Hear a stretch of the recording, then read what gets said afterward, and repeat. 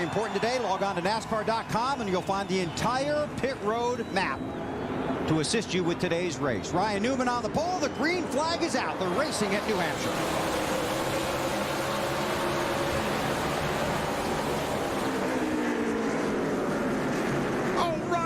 Slipped way up the racetrack. Gathered it up. Looks like Jeff Burton might have given him a little room there. I saw those drivers weaving their cars back and forth on those pace laps. Now I understand why. Trying to get those cleaned off for that first lap. Newman, 5 bonus points on lap number 1. Brian Vickers in the 25, Martin Truex in the 1. And I think that one car, Martin Truex Jr., is very, very good today. I've been hanging out in the garage, haven't you? Yes, I have. Of course, that car behind him, they talk about being the class of the field, talking about Tony Stewart in the 20. And this is Truex's first start in this race, but he has run in the Nextel Cup Series at this track before. Remember, after Earnhardt Jr. had that accident in Sonoma in the sports car, in the Corvette. Truex was his relief driver. Sorry, WD. If Stewart can do that all day long, he's going to be up at the front in no time at all, Matt. I mean, looks like the 20 car is already hooking the bottom. Wally, a lot of crew chiefs and drivers all weekend long have talked about how the groove widens out, but the 20 car Stewart has been right on the bottom all weekend long. That's where he's been the strongest. He looked great on the lap tracker. Greg Cipotelli told me this morning, very few changes, just some small tweaks on that 20 car after final practice. It's that good. Kyle Busch going high there in the 5 car. Brian Vickers, his teammate in the 25, is going by the 5 of Kyle Busch, but here comes Tony Stewart turning that car on the bottom of the racetrack and going past Kyle Busch. There'll be a lot of guys having pizza and Coke for the pre-race lunch next year. Marty? Yeah, Brian Vickers is also trying to run that line Tony Stewart ran, and his crew chief, Lance McGrew, told him Friday in practice, he said, you know what, you're too high on the racetrack. If you want to win here at New Hampshire, do what that 20 car does. Stay on the bottom like he does. That's how you pass people at New Hampshire. And still, Brian not able to do it. The car works about half a lane up, but Stewart will be able to get underneath him here in a few moments. Yeah, that's the hard part, Marty, is getting your car to be able to do that. That's where everybody wants to run, and that's where 43 guys try to get their car to run. But there's only a couple of guys that hit the setup to where actually they get their car to do that. And it looks like Stewart's team has done it. Stewart is 1.6 seconds behind Ryan Newman, who is the race leader. Vickers in 3rd, Tony in 4th. Tony trying to take that position away. Closes in as they head for turn 3. And the handling on these cars, like Vickers, every lap it'll get worse. They'll start sliding higher and higher every single lap. And that's where after about 20-25 laps, these guys are really going to be using a lot of racetrack. And really, the guy that uses the less amount of racetrack is going to be the best here. And that's because everybody's going to slide high. So if you can get underneath, see Kurt Busch in the 2 car trying to do that right now on the Bass Pro Shops car. That's where you're going to make a lot of your passes.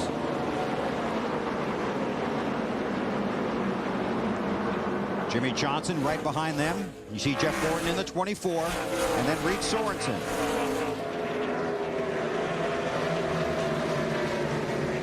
Sorensen, a strong run at Chicago last week. He's fired up about today. We'll watch that. What are you working on, Alan? I'm just standing down in the leaders pit, Bill, and looking at the difference in temperature between Friday's practice, yesterday's practice, and today. It's a good bit warmer today than it was. A lot of these crews are really concerned whether they've made the right adjustments to their car to get the most grip out of the racetrack that they can. Grip equals speed. Ryan Newman called in on lap 2 of this race and said his car was sliding around quite a bit. Thanks, AB. Brian Vickers got that position back from Tony Stewart. Yeah, I looked up when Vickers was going by. Don't know if Tony slipped or exactly what happened. So Vickers up into 3rd while we watch this battle. Kurt Busch took the 6th, spot. yep. There we see Tony Stewart. Now he's 4 or 5 car lengths behind the 25 of Vickers. Have to keep an eye on that.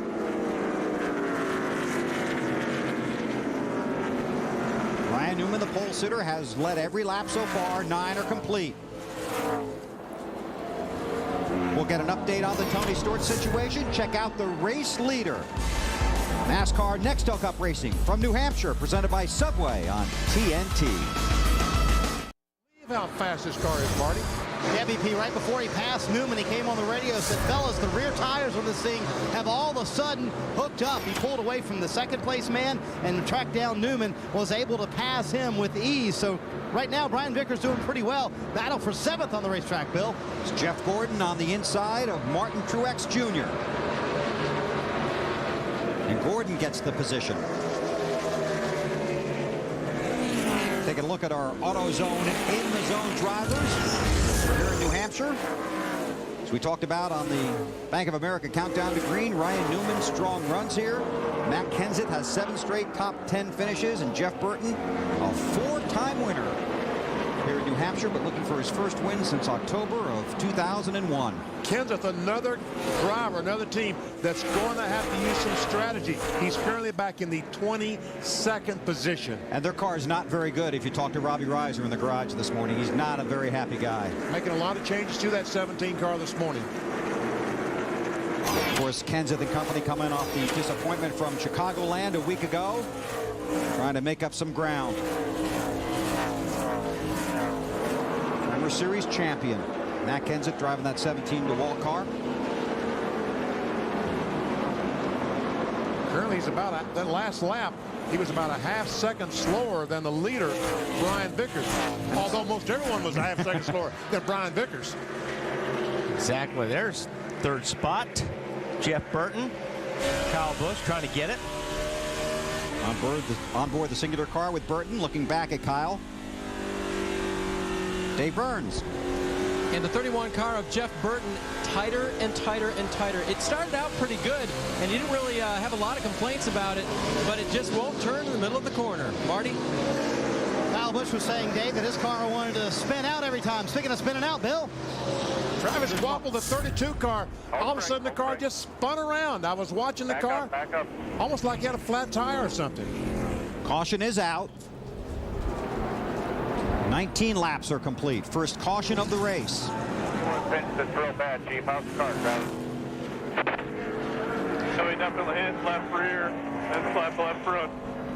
And this is a team that continues to struggle. Here's what you're watching, BP. He's on the inside of Kenny Schrader and trying to avoid the 21 car. Just around he goes. You really have to pinch that car down here. Try and hold it down there. Well, you're carrying so much speed on the inside, and your car has a tendency to want to slide up the racetrack. When you start sliding up the racetrack and there's a guy out there, what you do is you turn left because you don't want to wreck him, but by doing that, it takes you out. On board with Schrader.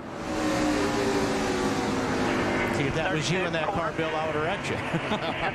But he doesn't feel that way about Schrader.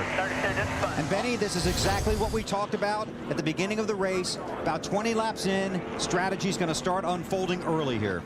If the leaders stay out, then those guys back trying to get some position, they will pit. If the leaders pit, they'll stay out. Talking about Kenseth, Biffle, Edwards. Vickers aims for pit road. He's coming. Newman stays out. So does Burton. Well, it's going to be a split strategy here. This is going to be fun. Half and half. Matt.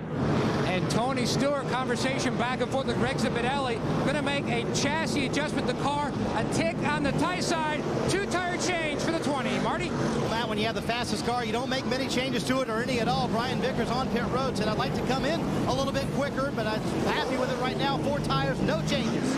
Alan? Kevin, Mike Ford, the crew chief for Denny Hamlin, has called for 2 tires, said might as well try it early here, keep our track position, and see what it's going to do for the handling of our car later. I'm pretty surprised. 25 took 4 tires on that stop, didn't he? Yeah, and some real traffic for these guys getting off of pit road. We'll sort out the running order when we come back to the Lenox Industrial Tools 300. Not quite. Wow, he went in hard. Sure did. Newman might try the crossover move. Now they'll drag race down the backstretch here at New Hampshire. Burton with the lead. Jeff Burton wants those 5 bonus points. Dave Blaney, the 22 car. Trying to get underneath Jimmy Johnson in the 48. Stewart's right there. Burton leads, gets the points. Tony Stewart gets the position.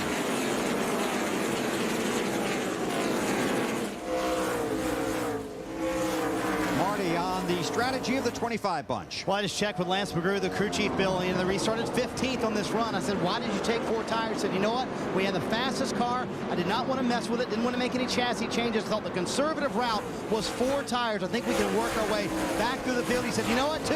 It's awfully early in this race. I'm not worried about it quite yet. That really is a conservative move. Here's our Craftsman pit summary. See Vickers came out 16th, restarted 15th because Kevin LePage ducked onto pit road. Problem is, you get back in the pack, and anything can happen in these races, so you put yourself in a position where if there is a wreck or something, it could be in front of you, and you could be in it. I was going to say you could be it. Well, I talked to Matt Borland this morning about the strategy of changing 2 tires. And he said if the car is good, like the 25 car was, you don't want to change 2 tires because you might mess up the chassis. You want to put 4 on, but you got to take the time to do it. And that's going to cost you a lot of track position. He's in a mess right there. Oh, he is. It's Mark Martin in the 6. Michael Waltrip in the 55, watching Brian Vickers in the 25. See Harvick and Hamlin running side by side. Let's see if yesterday's forgotten about or not. They ran that way for a long time in yesterday's Busch race here in New Hampshire, and then had some differing opinions in the post-race interviews. On board the Napa car with Michael. Michael's probably looking up in the mirror going, oh boy. Alan, how about pit strategy? Just following up on what Benny said a minute ago, Bill, and BP, I heard a lot of crews talking about they would be better off taking no tires, just fuel, rather than trying to change just 2 tires. You catch that too? Yeah, that's right. And change the chassis by changing 2 tires, because it's going to make a difference when you have new tires on one side, used tires on the other. And look who is flexing some muscle again. Tony Stewart in that 20 car, up to 4th. Well, he was good when the green flag dropped. He was really, really good, and then the car went off real fast. So they obviously came in, they made an adjustment. So we'll see if the car stays better or longer this time. Jeff Burton, the race leader. 4 victories at this track, looking to get back to victory lane, and Jr. for that 5th position. This is for 3rd. Ryan Newman in the 12. Kurt Busch in the 2. Tony Stewart has taken the 20 car into the 2nd position as Kurt Busch goes by his teammate. And here's what Wally was watching with the 8 car. He got tired of reading Lowe's. Wanted to read something else for a while.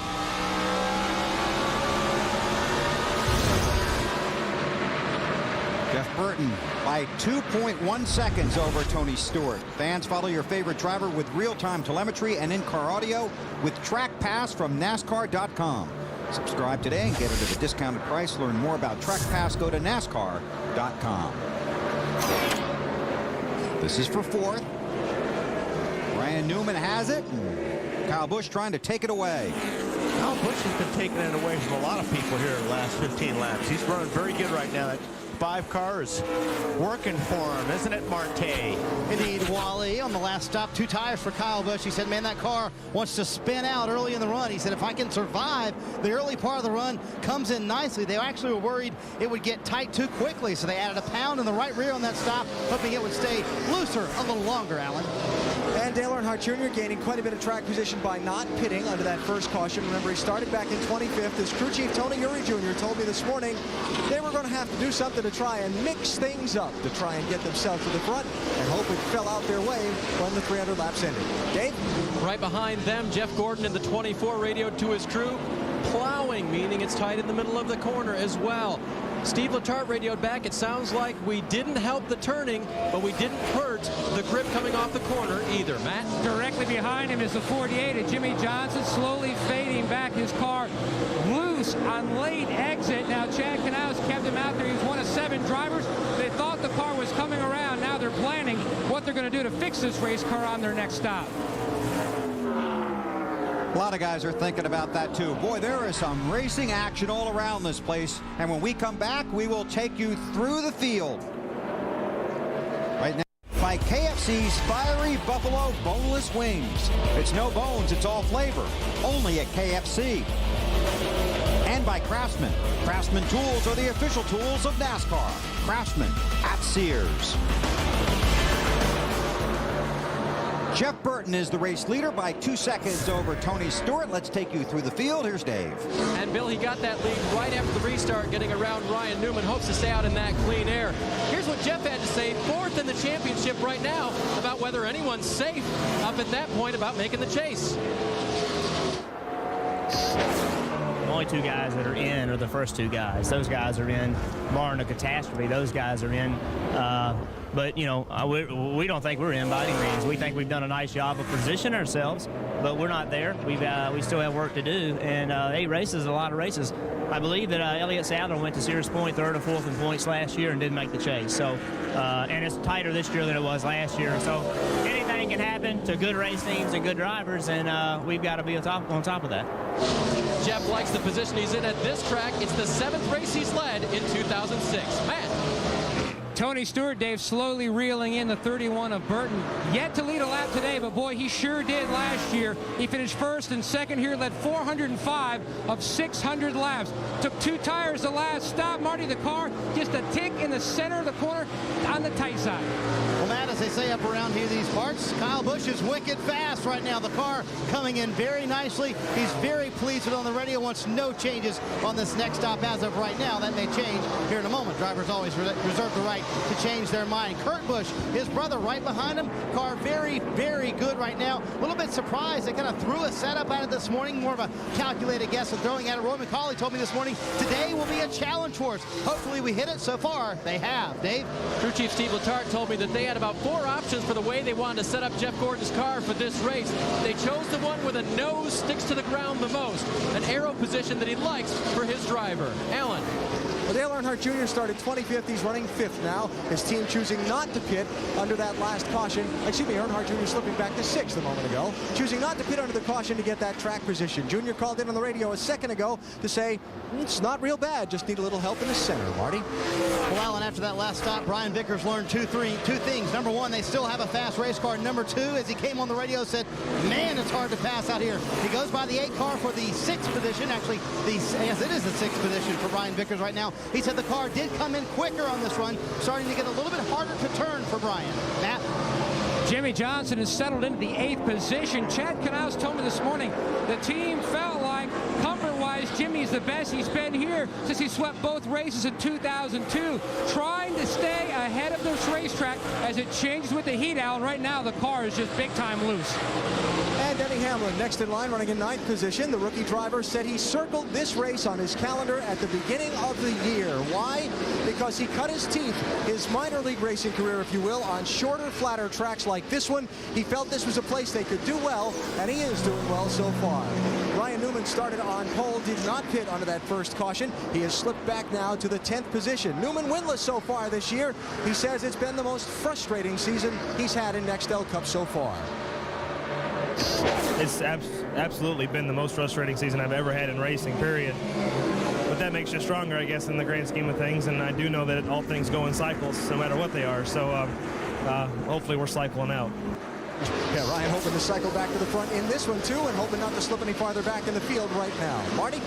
Alan, the best finish so far this season for Dave Blaney is 17th at Martinsville. They did not make a pit stop last time out, and he's held his position up in the front pretty nicely. Car feels good. They asked Dave, hey, you want any changes on the next stop? He simply said, nope. Alan? Casey Kane trying to pick his way toward the front of the field. Casey told me before the start of the race, he said, my car was good yesterday in practice, and that worries me, because a lot of times when I think the car is good on Saturday, it's not as good Sunday. 2 tires on the stop. So far, so good for Casey. Marty?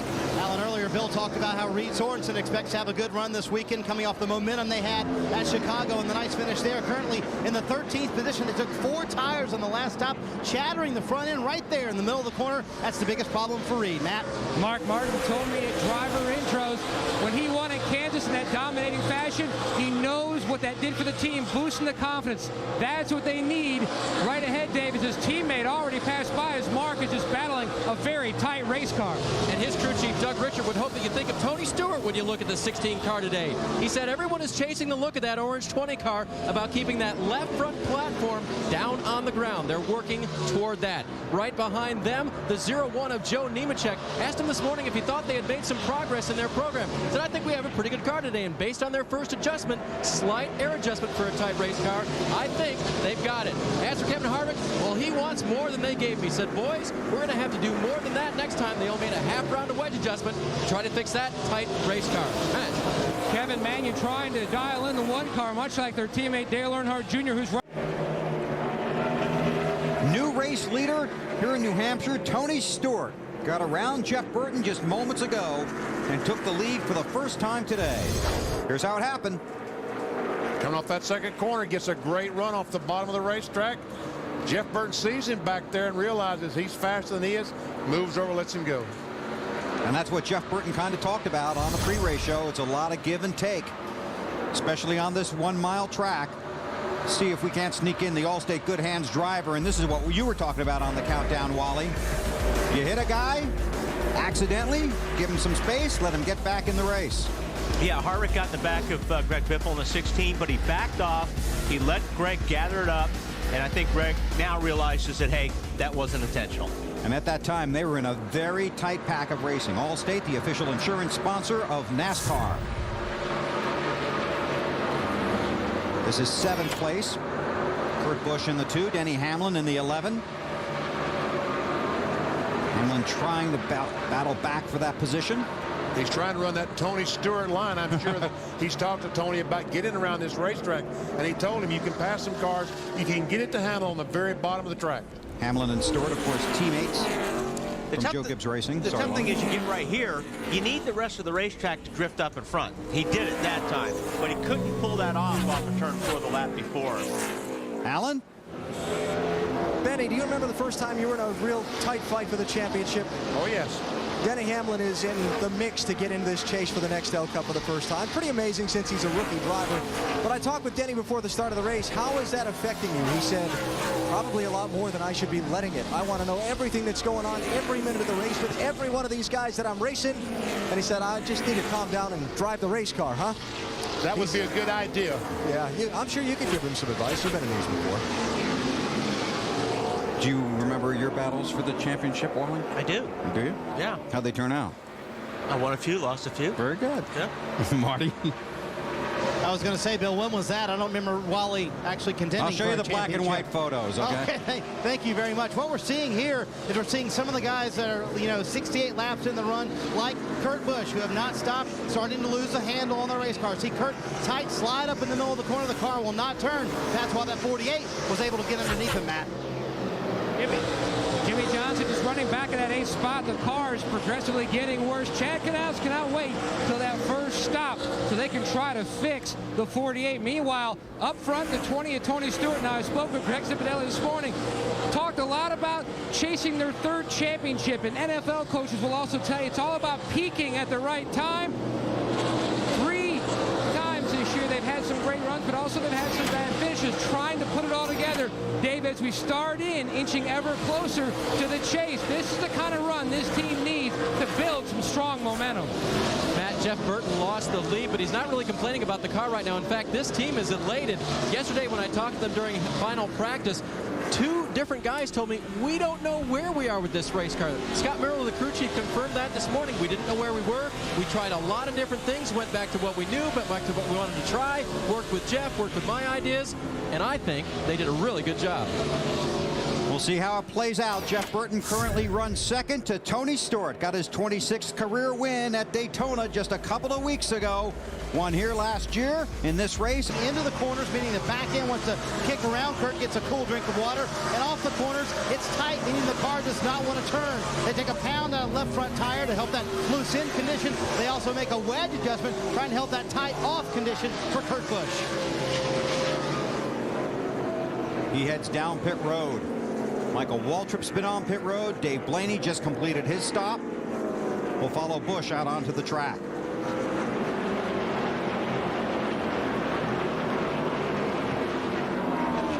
And here comes Jeff Burton. Burton has led 37 laps today. Started outside the front row, 3/4 of the way down pit road, headed for Dave.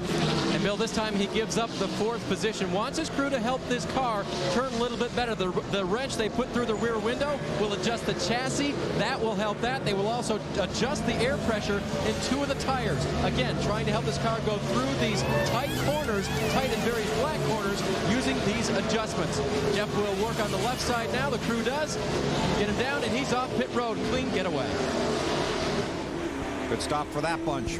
Now they just got to hope that the caution flag doesn't come out before this thing cycles through. And it might be 15, 20 laps before Tony Stewart pits. Because what did we see yesterday? Same thing. The car. Oh, no. Oh, no. It did look like he was coming in hot, and they've got that line is way back there. And you could see he really got on the brakes when he's coming to the pits. I was wondering about that. And he's talking about a speeding ticket for Jeff Burton entering pit road. He will have to do a pass-through penalty that will be extremely costly. Ryan Newman heads down pit road. Alan.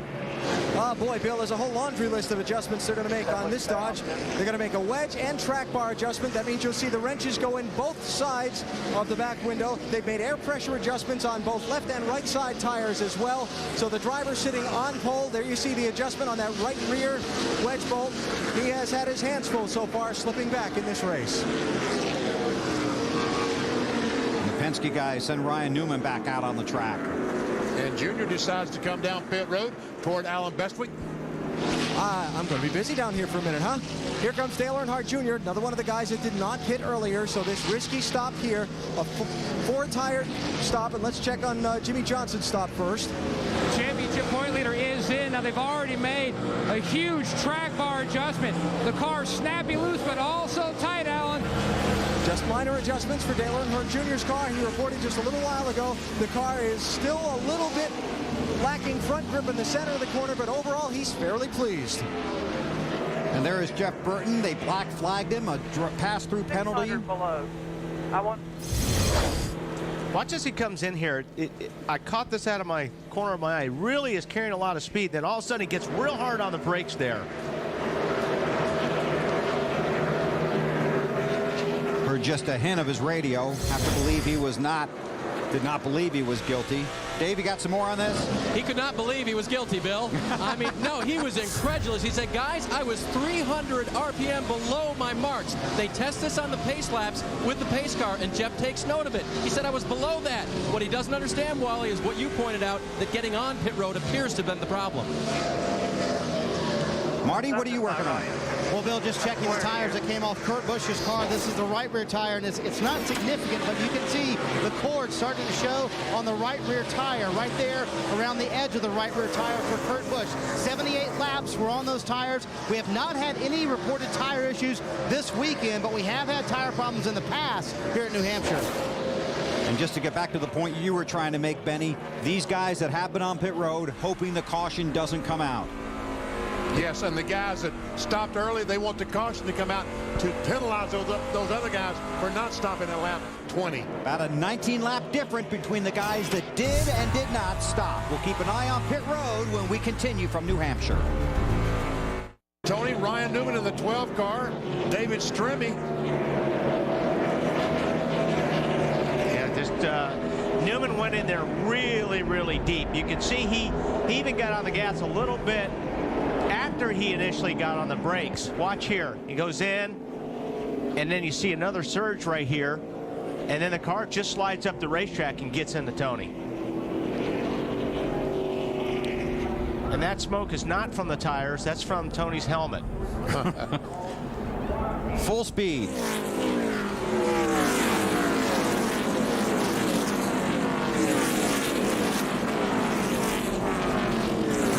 Some contact with the outside retaining wall. Don't know how much damage. Meanwhile, here comes the leaders on the pit road. It's overheating too. Yeah.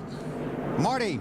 Well, because of all that, Brian Vickers now inherits the lead. He said the car was very good for a very long time during that run. He said it loses the nose a little bit through the center of the corner. Kind of a long time on the right front. This is going to be a decent stop for the 25 bunch, Dave. Jeff Gordon was about to pit under green. He said, I feel like I'm losing the tires. We may need to pit very, very soon. This yellow was a good thing for them. 4-tire change. Big adjustment for Jeff. Alan. A 4-tire change with track bar and air pressure adjustments for Denny Hamlin. Pretty solid day for the rookie so far, Matt. And they just surveyed the damage on the 20 car, Tony Stewart. Apparently, they also hold the radiator. He's taken the car back. It was overheating, as well as the other cosmetic damage and possibly tow-out issues for the 20. The Home Depot guys quickly going to work to try to lose as little time as possible. Tony Stewart came in here 7th in the standings, but just 55 points ahead of 10th place Jeff Gordon. He pumped up a season with a win at Daytona, but in 3 of the last 4 races, 28th or worse. Jeff Gordon's got a little bit of damage there right on the hood and the opening. Well, that could be trouble for the radiator right there, BP. You may have to fix that or it might overheat. It really could, because they get most of the air through the grill between the bumper and the hood. It's going to be a huge break for a number of guys that were on the tail end of the lead lap. They're able to come around and get back in line and stay on the lead lap because of the caution flag coming out. That includes Jeff Burton, Kurt Busch, Jimmy Johnson, Dale Earnhardt Jr. Matt Borland is the crew chief for Ryan Newman. 10-4, checking with NASCAR. Guys, take a look at what we got. Get 4 tires on it. We'll be going back out. Alan? What Matt Borland was asking about is he wanted to know if at the last scoring loop they crossed, they were in front of the leader and were on the lead lap. That's what he was asking about. It makes a difference as to what they do here.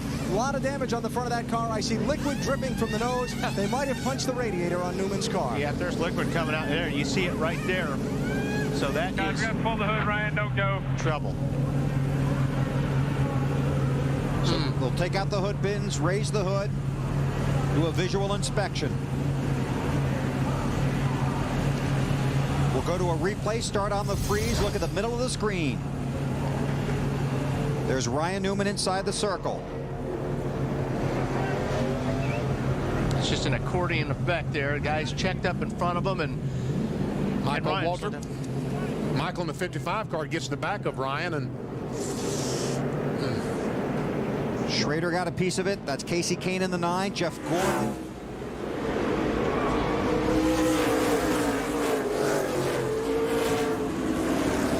if he has a broken radiator, that means that Casey Kane must have some damage. I think it was Schrader's the one that may have done the damage when he swung around and hit the front of Ryan Newman. It's very hard to get to the garage here off of pit road. So Newman is backing down pit road. AB? All right, Newman is going to the garage. They do need a radiator on that car. You see Casey Kane here on pit. There's Newman backing up. Casey Kane, you saw in the accident coming into it from behind. He's on pit road now, getting the front end of his car looked at. There it is. You see a look at some of the damage there. They're checking that opening where the air goes into this car, just under what would be the left front headlight. Dave? The 24 car of Jeff Gordon came down pit road. He had damage on the front end. What crew chief Steve Letarte asked Clay Robinson, the front tire changer, to do was to look under the left front to make sure he didn't see fluids dripping down, see if they had broken anything in the cooling system. They had not. They put 4 fresh tires on, filled them full of fuel, and sent Jeff back out. They think they're okay. Bobby Labonte was the lucky dog. A number of guys have been on and off of pit road. I'll update you on that in a second. Here's another look. Well, you see they're just all going down in the corner, and the guys just start checking up a lot of braking here. And Michael just gets into the back of Ryan, and it's just one of those accordion things we see it a lot of times on a restart. On board with Michael Waltrip in the 55 car. He goes in and just touches that 12 car enough in the rear that he goes around. Go low. And Matt Borland, the crew chief, is watching that and saying, I can't believe this. Matt? BP, the 20 car back in the garage, the team going to work. Smoke, very interesting situation trying to work your way through some lap traffic there. Well, it wasn't a lap traffic. It was Ryan trying to get his lap back. But, you know, after a while, you finally get tired of giving guys spots and them not doing the same thing. And, you know, you watch Ryan at the beginning of the race, and he held the 2 car up. And, you know, we just bullied our way by him and never touched him. But, you know, we did what we needed to do to get by. And, you know, he's just becoming a king. There's a bunch of these young guys that they tell us every week about give and take in the drivers' meetings. And, you know, there's a reason they tell you that. But, you know, you race this, you know, all I did was race him the same way he's been racing us. And, you know, he just crashed us. So, I mean, I don't even think he tried to make the corner. You've said time and time again that you feel like some people should spend more time in the Busch Series when Mark Martin and Jeff Burton and those guys were on, because they showed the give and take.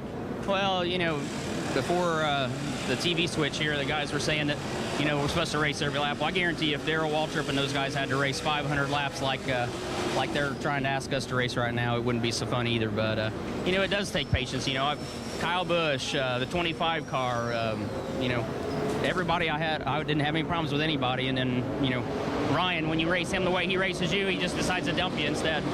Points-wise, this has to be frustrating. Yeah, it is. It's real frustrating because this term, the team deserves more than this. So, wow. We've got shots fired everywhere. It's a generator starting, but, you know, nothing we can do about it. I mean, we'll just, you know, I got a great group of guys over there that are going to do everything they can to get this thing fixed the best they can so we can go out and try to keep as many points as possible. But it's frustrating when you got a guy that's outside the top 10 and won't make the chase. It's trying to ruin it for everybody else. 43 car spins. When you talk about points, over the last 7 races, Stewart has gone from 93 markers out to over 285 coming into New Hampshire, and that's going to take another hit today, Bill. And you're right, that's the hardest thing, because Stewart's been running good enough to be solidly in the top 10 for the chase. But those guys, I mean, last week they run out of gas right at the end of the race. I mean, those guys, they've got a good race team, and they're running good, and it's very frustrating when you get taken out in a situation like that. And just to underscore that, in the 8 races just prior to Lowe's, he had 6 top 6 finishes and a worst of 12. Then 42nd at Lowe's with the crash, finishes of 25th or worse in 5 of the last 7. He went from 2nd, just 93 points behind 1st, to 7th, only 102 points ahead of 11th in 7 races. And right now, Tony Stewart is 11th in the championship standings as these cars run here. Caution is out. 100. He knows now. Yeah, or he was hoping when he came off the corner that Michael would back up a little bit. That wasn't the case. Kyle Busch just took the lead from Vickers. Sure did while we were watching that. So Kyle Busch, the new race leader. Oh, wow. A lot of rub on that left front. Somehow Jimmy Johnson got into somebody. Jimmy Johnson, the championship leader.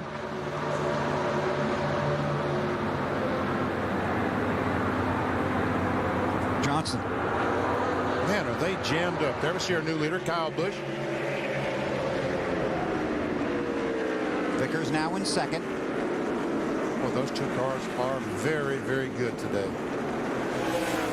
This is the first race of the second half of the season. Just 8 races remain before the cutoff for the chase for the championship.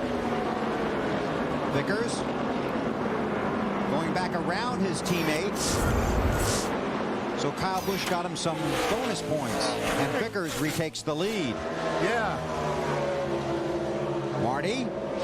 Well, Bill, when the teams tested together, the Hendrick Motorsports teams all went up to Milwaukee and really exchanged ideas. You know, they drove each other's race cars, and clearly it has helped their flat track program.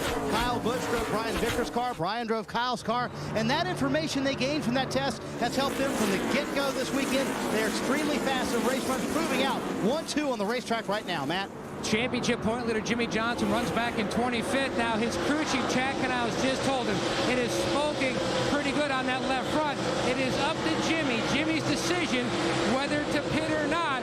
Jimmy's deciding as he goes 3 wide down the front straightaway whether to pit. The crew guys are on the wall if he decides to hit pit road and pull out that fender. Thanks, Matt. Let's go back and see if we can see what happened here.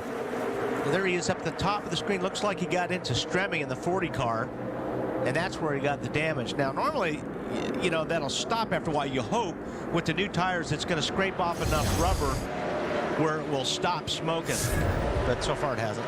There are 8 races left before the final drivers will participate in the chase are set. Of the current top 15 drivers in points, Casey Mears has the lowest point production in the remaining 8 races over the past 2 seasons. So he's produced the least amount of points in the next 8 races. Guess who is 2nd on that list? Jimmy Johnson. Exactly right. They have not really delivered in the 8 races leading up to the chase. The last 2 years, he has been the leader at the halfway mark, as he is again this year. There you see right now, Hamlin and Greg Biffle are in. I think Jimmy Johnson almost got in the wall on the right side coming off of 4. See, Tony Stewart just 9 points behind Biffle. Jeff Gordon 22 back. But Biffle is currently running in the 5th position. He needs to stay in the top 5 to maintain the top 10. Also, if Jimmy Johnson was to fall out or have a bad finish, that would definitely bring the 400-point mark into play as we head toward the cutoff and the chase for the championship. Brian Vickers looking for his first Nextel Cup Series win. Brand new race cars here, and Reed had the very first one. He tested it in Milwaukee, said he loved it from the first time he sat in it. The car's a little bit loose going into the corners. He said, otherwise, don't touch it, guys. Perfect right now. In the lead, too.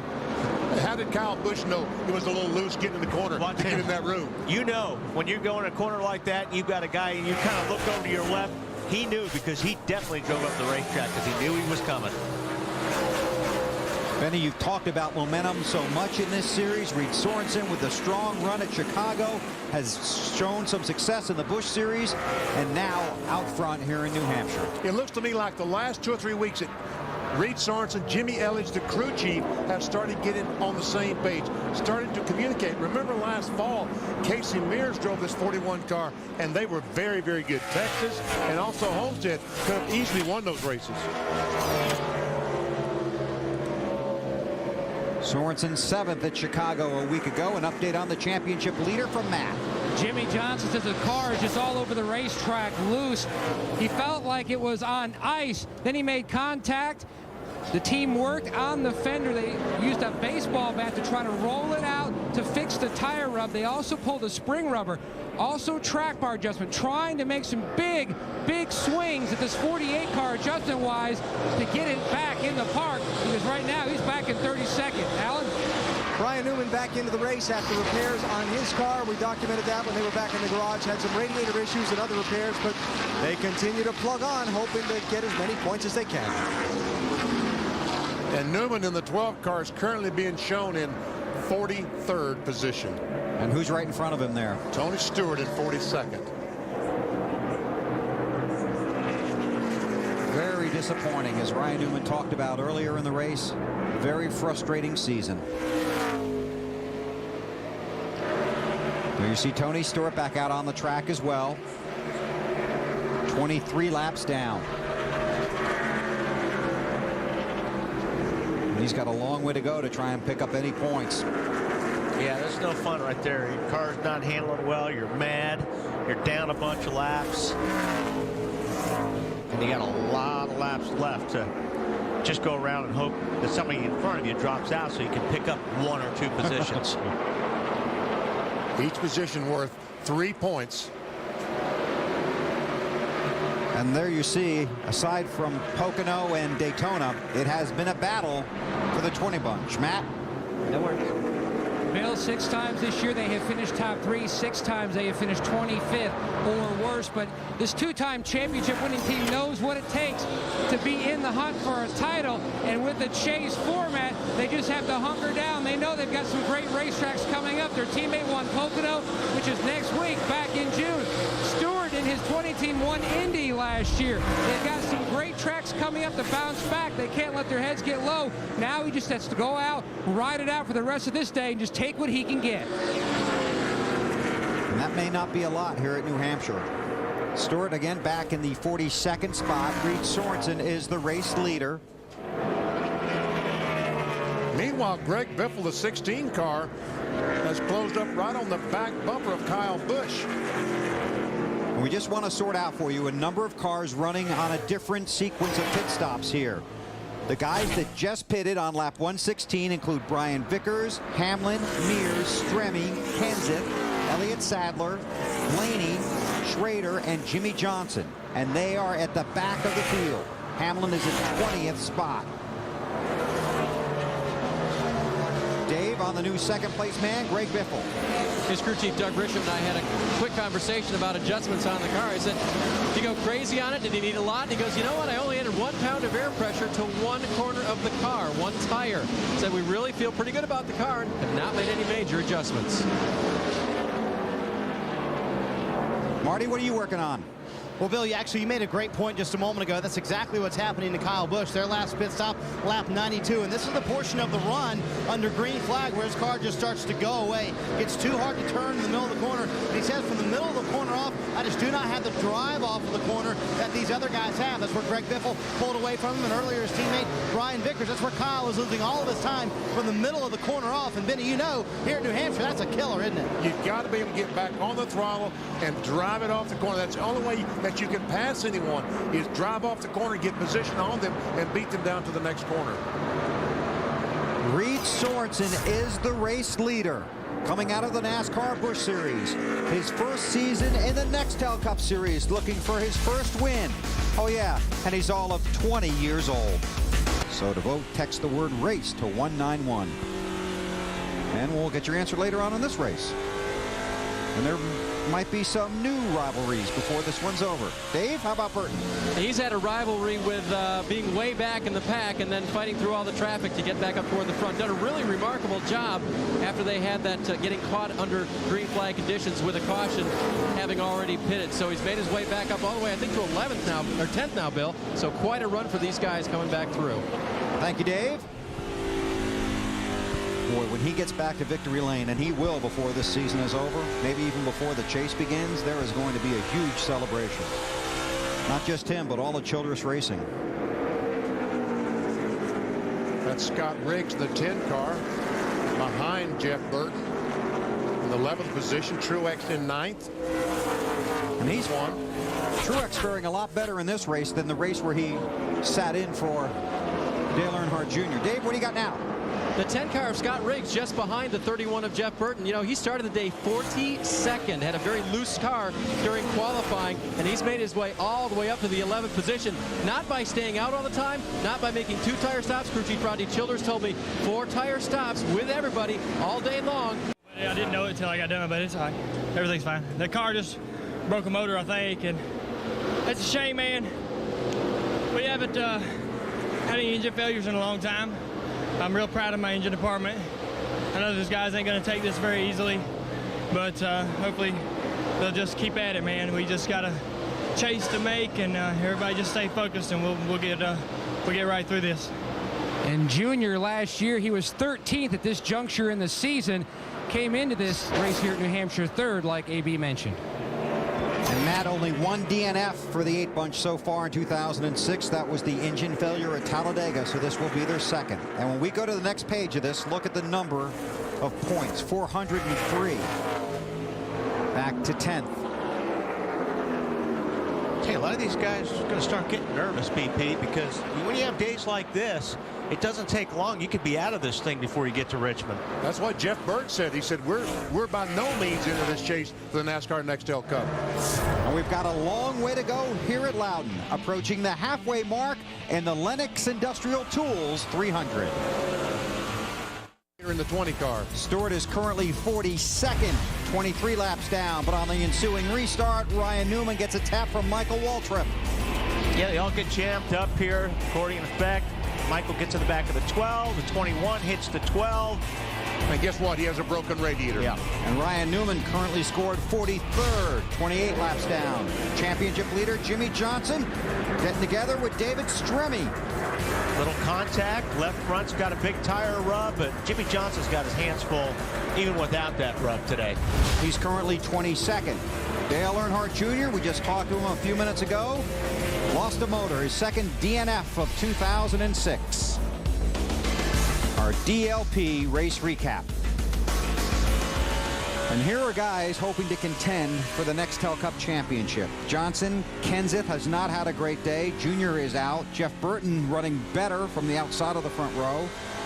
Casey Kane has struggled throughout most of the day. Some of these big positions were basically picked up through a different sequence of pit stops. Mark Martin runs in the 7th spot. Stewart crashed. Kyle Busch runs 2nd right now. Kyle Busch is really the guy that's probably capitalizing the most out of that list of drivers so far. And one of the drivers making a strong comeback is Jeff Gordon, who restarted this run in 19th and is currently scored in the 10th position.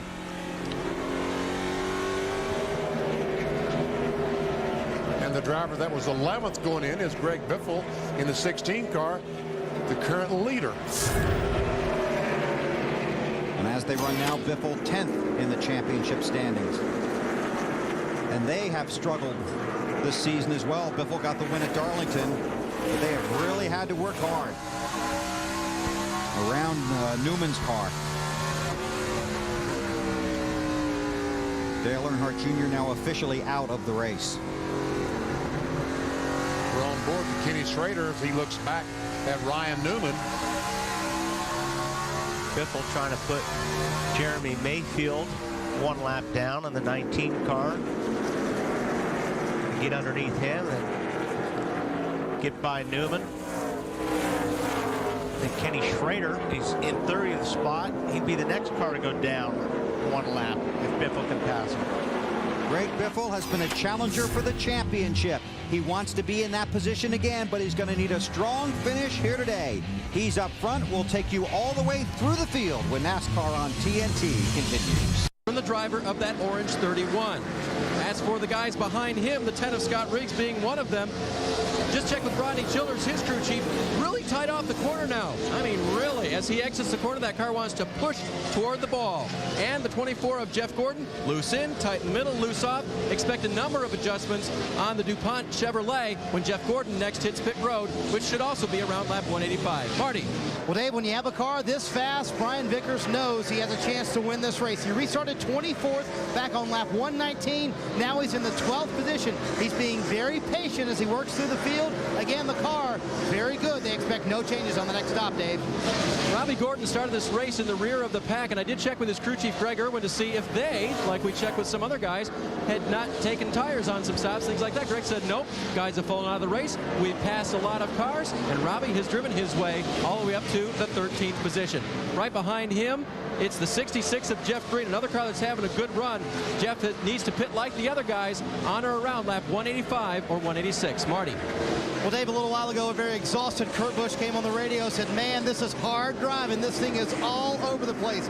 Loose into the corner, tight in the middle, loose off, just cannot be aggressive with the throttle. And you see him wash up the racetrack, and there's a battle for the lead, Bill. Kyle Busch under Greg Biffle. And Kyle Busch recaptures the lead, at least for the moment. Kyle Busch, the new race leader, will step out, come back for pit stops live from New Hampshire. 29 getting ready, 4 tires done on Harvick, and he is off pit road. Jeff Gordon also on pit road right now. They've been talking about different adjustments that they want to do on Jeff's car. They finally reasoned that they've got to get the track bar down. That's why the wrench went in the window. They moved that down. That'll help tighten that car up for Jeff. He is out.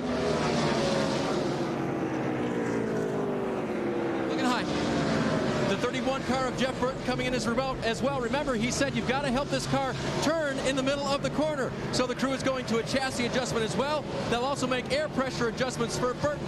Again, trying to win his first Nextel Cup race in 5 years. He's a winner. He just wants to revisit victory lane. They've overcome a lot, and now he leaves pit road. Looks like a good stop. These occurring on lap 182. So Burton rolls back off of pit road. Here comes Kurt Busch. Headed for you, Marty. Yeah, he's had a handful, especially here at the end of the run, Bill. They're going to make several changes to this 2 car, trying to make it a little bit better. This morning, they went more towards their teammate Ryan Newman in terms of setup. They're going to make a track bar adjustment. They're going to go up 1.5 rounds on the track bar. They're going to go down 1 round on the left rear wedge bolt. And the car is both loose and tight. They're hoping those will fix those conditions for Kurt Busch and put the last tire on. He's back out on the racetrack.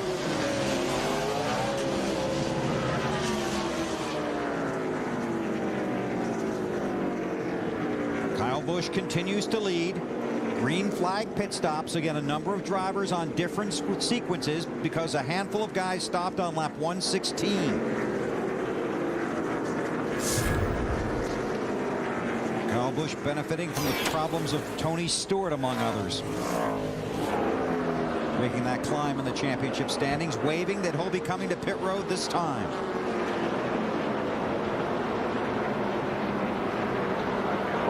Here, nice and easy. Give up the race lead. And try and avoid a speeding penalty. Marty.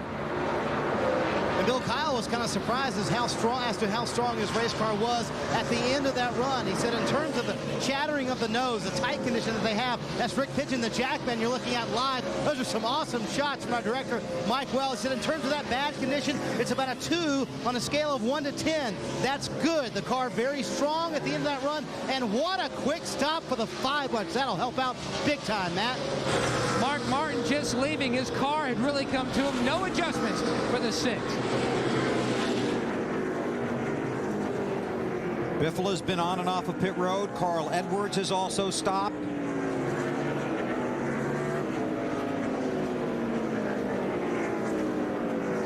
Brian Vickers currently scored as the race leader.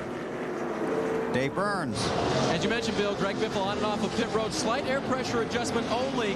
Car just a little bit tight. Greg's also been battling a sticking brake pedal, but has not complained about it in the last 30 laps or so. So hopefully that situation has been corrected. See, Reed Sorensen, the 41 car, stopped about 5 or so laps before Greg Biffle. You see how much space that he made up with those fresh tires? Because he was 2 or 3 seconds behind the 16 car. He made all those up with those fresh tires.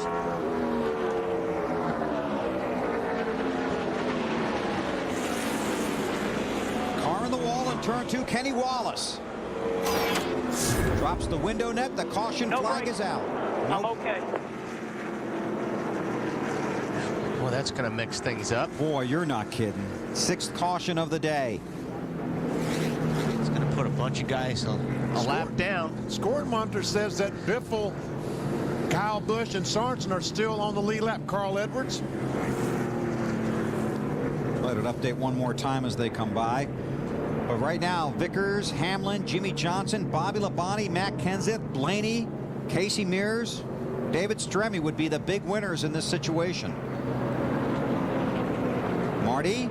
Well, Bill, this worked out beautifully for Brian Vickers. Of all the bad decisions it seemed like they made earlier in the race, now they're one of the few cars on the lead lap if this comes to fruition, and clearly one of the best cars on the lead lap. When the caution came out, the crew erupted in a big yell. They were very happy down here to see this caution.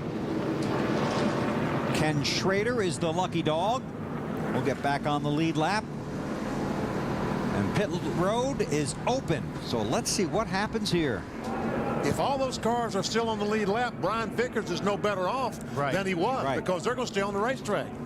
Yeah, the guys that just pitted are going to stay on the racetrack and get all that track position. Well, Vickers heads for pit road. Hamlin also coming. Jimmy Johnson behind him, then Bobby Labonte. Matt? And what a run for Jimmy Johnson. He was all the way back in 32nd and made his way up through. So the car is getting better and better. Small air pressure adjustment, small track bar adjustment. Marty? Brian Vickers continues to say his car is excellent, just a little bit loose all the way through the corner. Pretty free as he described it. 4 tires and no changes for the 25 bunch. Alan? Going to make an air pressure adjustment on the left side tires for Denny Hamlin. And Bill and Benny, while we were talking about strategy here, the difference is if these guys had to make that pit stop under green, they probably would have lost a lap to Biffle and Kyle Busch and so on. So this might have actually turned out to be a break for them. They at least get to stay on the lead lap and gain a little bit of distance on the racetrack overall on those leaders. There's the Nextel race off of pit road. And Kenseth picking up a position. Bobby Labonte giving one away. Although that's not how they'll be lined up. No. Green flies. That's just the race off of pit road. We'll sort out the running order and go back to green flag racing when we come back to New Hampshire. You're watching NASCAR on TNT. The top 5. But all they can do is just ride along and follow these cars and hope that the C's part someplace along the way. And this was set up by the sequence of pit stops, guys pitting under green, then the caution coming out, and the guys up front coming to pit road under the caution while the other drivers stayed on the track. They have the proper track position, but they're just at the tail end of the lead lap and basically a mile behind the race leader. Kyle Busch gets on the inside of Sterling Marlin in 14. Trying to put him a lap down, so Biffle is going to try to follow. And this is where you've got to be patient. You just can't force the issue. You've got a lot of give and take, especially between Busch, Biffle, and Sorensen. Riggs, Martin, Jeff Burton, Jeff Gordon, Kurt Busch, Martin Truex, Casey Kane, J.J. Yaley among the drivers on the tail end of the lead lap. Marty on the race leader. And Bill, remember, Kyle Busch had a situation very similar to this. He had the fastest car earlier this year at Phoenix, was back in traffic because of a problem on pit road, and was not very patient coming back up through the field. They have reiterated to him several times, you must be patient as you work your way through these cars. Clearly, we have a fast car. Let's take care of it, Matt. Jimmy Johnson and the 48 team doing what they have done all year long, making the best of a bad situation when they seem to struggle. The car just getting better and better. He worked his way back around the 17 of Kenseth, who ended the day second in points behind Johnson. Now Matt has had issues with the brakes. He says, at the end of a run, I have hardly any pedal left, and then the car goes tight. They have made a number of adjustments all day. They spent most of the first part of the race in the back. They have worked their way through pit cycles, now in the top 10. I'll tell you what, that 48 team has come to this track, had some really bad luck, and they end up winning the race. Trouble off turn 4. One car, 2 cars are involved. Joe Nemechek, Brian Vickers. The disadvantage, as you talked about earlier, of restarting in the back. Yeah, that's the problem. That's probably when you get in a situation. I mean, Vickers, they had to make that pit stop, but with all those guys getting in front of them, you get put in a position in the middle of the pack where if anything happens, you could be in it. There's Nemechek's car, and Brian Vickers has got some damage on the right front. You can see the hood is crushed. That race car that was so dominant just went out the window on that wreck. It looks like that Burton, Mark Martin, Scott Riggs, Clint Boyer, Kurt Busch, Robbie Gordon, Jeff Gordon. How many cars got a lap? Jeff Green, back? Casey Kane, Martin Truex Jr., J.J. Yaley, about a dozen guys that were at the tail end of the lead lap needed that caution. They got it, and they're going to come around and rejoin the field. Catch this a little bit late. Oh my gosh. Looks like the 25 got into Nemechek for whatever reason. Didn't know if they just checked up or what. We got into it a little bit late, but lots of damage to Joe's car. And enough damage to that 25 where you can just take 2 or 3 tenths of a second off of those laps from now on. On board with Nemechek. The Colonel is going for a ride. Really didn't look like Joe checked up or anything in front of him. No. Marty. Hey guys, Brian Vickers is extremely upset with Denny Hamlin, said to relay a message to a spotter that he was unhappy about the contact out there. Clearly, they've had a fast car all day long, and their chances to win are certainly hurt. A lot of right front damage. This has been a summary right here of how the 25 team season has gone. They have run very well, been fast in races, just cannot get the finishes to show for it. So Vickers heads back out. Sterling Marlin is the lucky dog. He will become the 29th car on the lead lap. Pit road is open. Leaders stay out. We'll take a break from New Hampshire. Kyle Busch leads Greg Biffle. Cars on the lead lap. Wow. Kenny Wallace is officially out of the race. Joe Nemechek is officially out of the race. So Tony Stewart, who scored in 41st position, has an opportunity to pick up a few more points. And the way that's going, those could be very valuable when we get to Richmond. Stewart currently 11th in the championship standings as they've run on the track. Busch leads Biffle, Sorensen, Edwards, Harvick, and Hamlin. Jimmy Johnson, David Stremme, Casey Mears, and Tony Raines, the top 10. Here we go. 96 to go.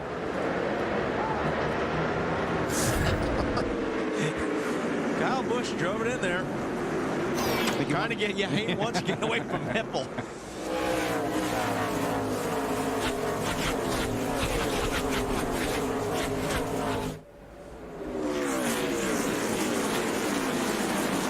Around the lap cars in that 11 or 41 rather. Carl Edwards trying to make a move. Carl was starting to show a little bit of muscle there right before that last yellow came out. His lap times were really competitive. Carl in the 99 Office Depot Ford. Alan, you covering Carl today? Yeah, and I talked to this crew chief Wally Brown a little while ago, Bill, and was watching those lap times myself. It doesn't appear that his car takes off very well in the first part of a run, but they know that. His spotter, Bobby Hudson, on the radio to him, coaching him in the early part of these runs. We're not going anywhere. Be patient. Take care of it. Once the traffic spreads, then we'll go. He's saying it right now. Long run, Carl. We'll get him. For second place, Biffle and Sorensen. Tell you what, that 41 car for the first 40, 50 laps is really fast. Very fast. Last time he faded after about 50, 60 laps. But boy. Marty? Hey, there I am. I was trying to find Where'd you you guys. go? I was on the wrong channel, I guess, Bill. My bad. Reed Sorensen, very good, as you guys said. This portion of the run is where this car excels. It's where he's going to try and track down the 5 car. It's the end of the run where they're not so good. The car gets hard to turn, gets too tight. That's why they tried to help on the last stop, trying to make them a little looser earlier in the run. Dave?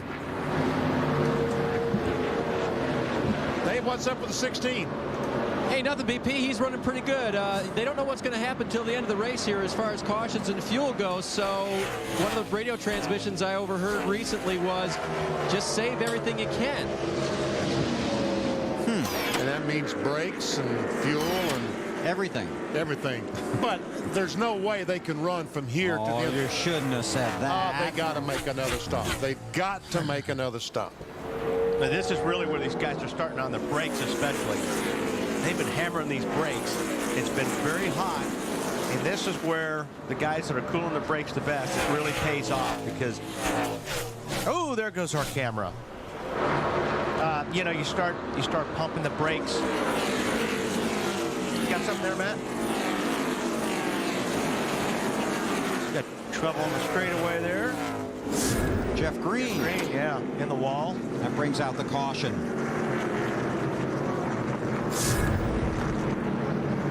This will be number 8. Jeff Green's got some issues. Take a look at the replay. Oh, he looks like he squeezed Truex up in the wall there. He thought he was clear, and Truex was there. And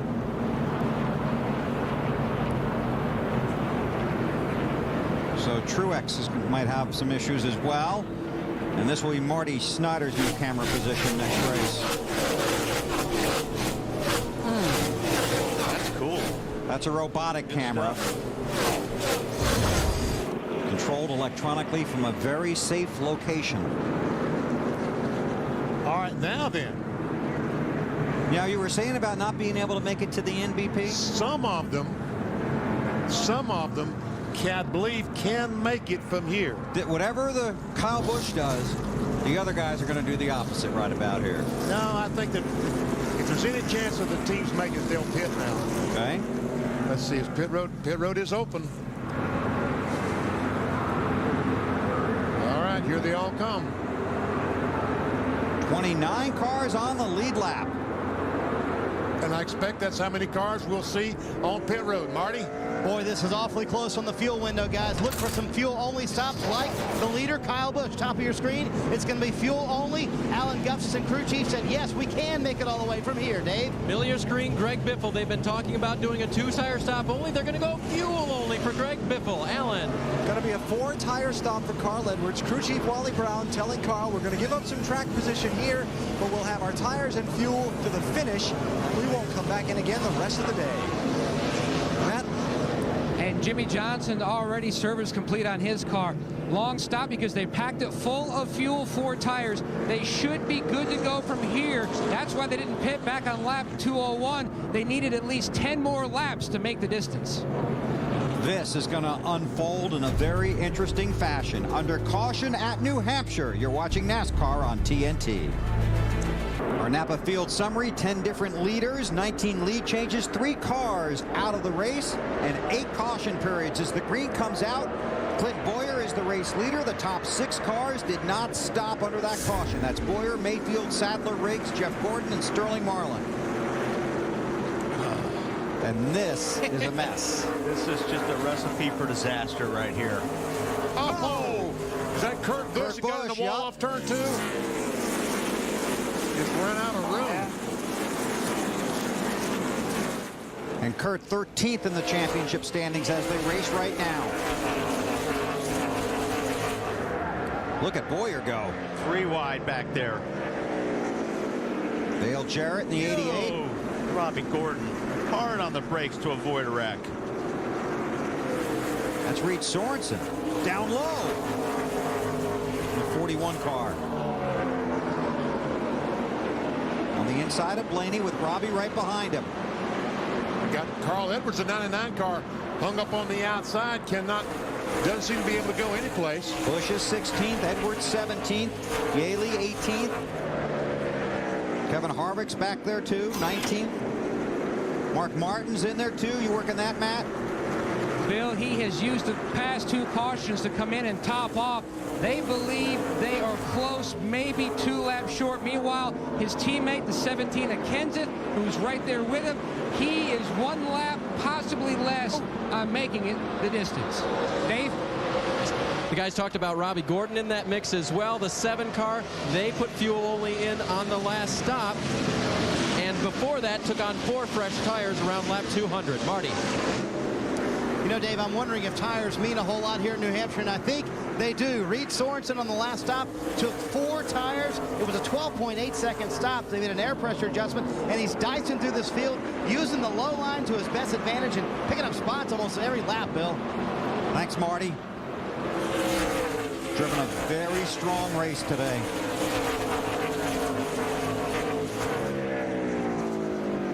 Looked like a lap or 2 ago, the 29 and the 22 got together. Dave Blaney and Kevin Harvick. There's on board with Harvick. See what a pack and a mess they're in the middle of right there. And it's tough. You can't, there's nowhere to go. You can see, I mean, Harvick can't go anywhere unless he goes through the 2. Down on the bottom.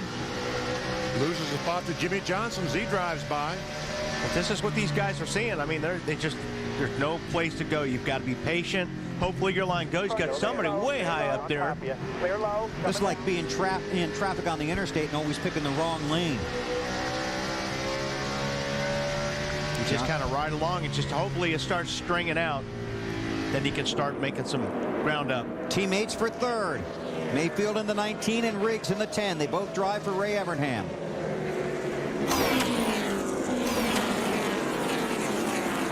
Mayfield washes up. Sorry, Wally.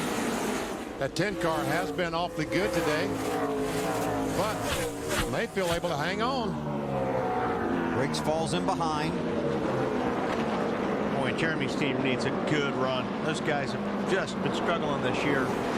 And that was a fiasco what we went through at Chicago with Mayfield and Ray Evernham. More on that later. Let's get an update on the 10 from Dave. And he's running pretty well right now, Bill. Remember yesterday in the Busch Series race, he finished 7th, but he started in the front of the field. Today, he started 42nd. And actually, yesterday, they were hoping he would learn how to pass a lot of cars, and they were thinking of calling him to pit road early just so he'd get practice for today. Guess he didn't need it because he's worked his way all the way to the front of this field. Matt.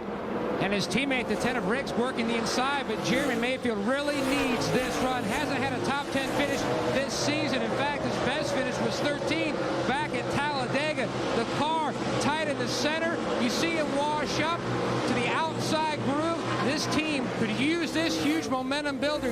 Not going to make the chase. He made it the past 2 years. This would almost seem like a win if they could score a top 10 today. Well, last Friday, Matt, as you know, at Chicago, Jeremy Mayfield was very critical of car owner Ray Evernham. He tried to backpedal from those comments on Friday and Saturday. That was that loud beeping noise you heard from Chicagoland. Mayfield backing up. Then they had an impromptu press conference in the media center on Sunday morning with Evernham and Mayfield, and one reporter called it a hostage session more than a press conference, saying that you couldn't see Jeremy's hands, but they might have been tied behind his back. Yeah, these guys, I mean, you know, if nothing else, they need a good run for their confidence. But it's really, really difficult when you're in a situation like that. You've got your teammate like Casey Kane's running well, and you just, it's very frustrating. Jeff Gordon in the mix, Dave. And we thought he might be out of the mix today, didn't we, Bill? Yes, sir. Earlier problems on that car with contact. They stayed out on this time as Kyle Busch looks to the inside right now. Stayed out, and according to crew chief Steve Letarte, we are gambling. We've done about all we can to fix the handling on that car, and we'll try to stay out for track position. Kyle Busch has got to just back down a little bit. He's running really, really hard. He's trying hard. He just made contact with the 24. His teammate. Yeah, he's just got a, he's got a good race car. Don't push it because you can make a mistake here, and that'll cost you the win, Marty. That's exactly right, Wall, and he knows he may be battling for the lead and maybe the win in the race. As Biffle washes up the track, Kyle also has to go up the racetrack. Alan Gustafson told him, you know what, we can make it all the way on fuel, but I would appreciate it if you saved me just a little bit, just to be sure, in case there's a green light checker. Sure, I'll work on that. Yeah. You know, this race is only 300 laps here, but it certainly seems the last 100 miles or so, it is very intense racing for one of the shorter races on the circuit. Some of the shorter races, you get better racing down near the end. I tell you, there's not much more intense going on than right now between this 10 and 19.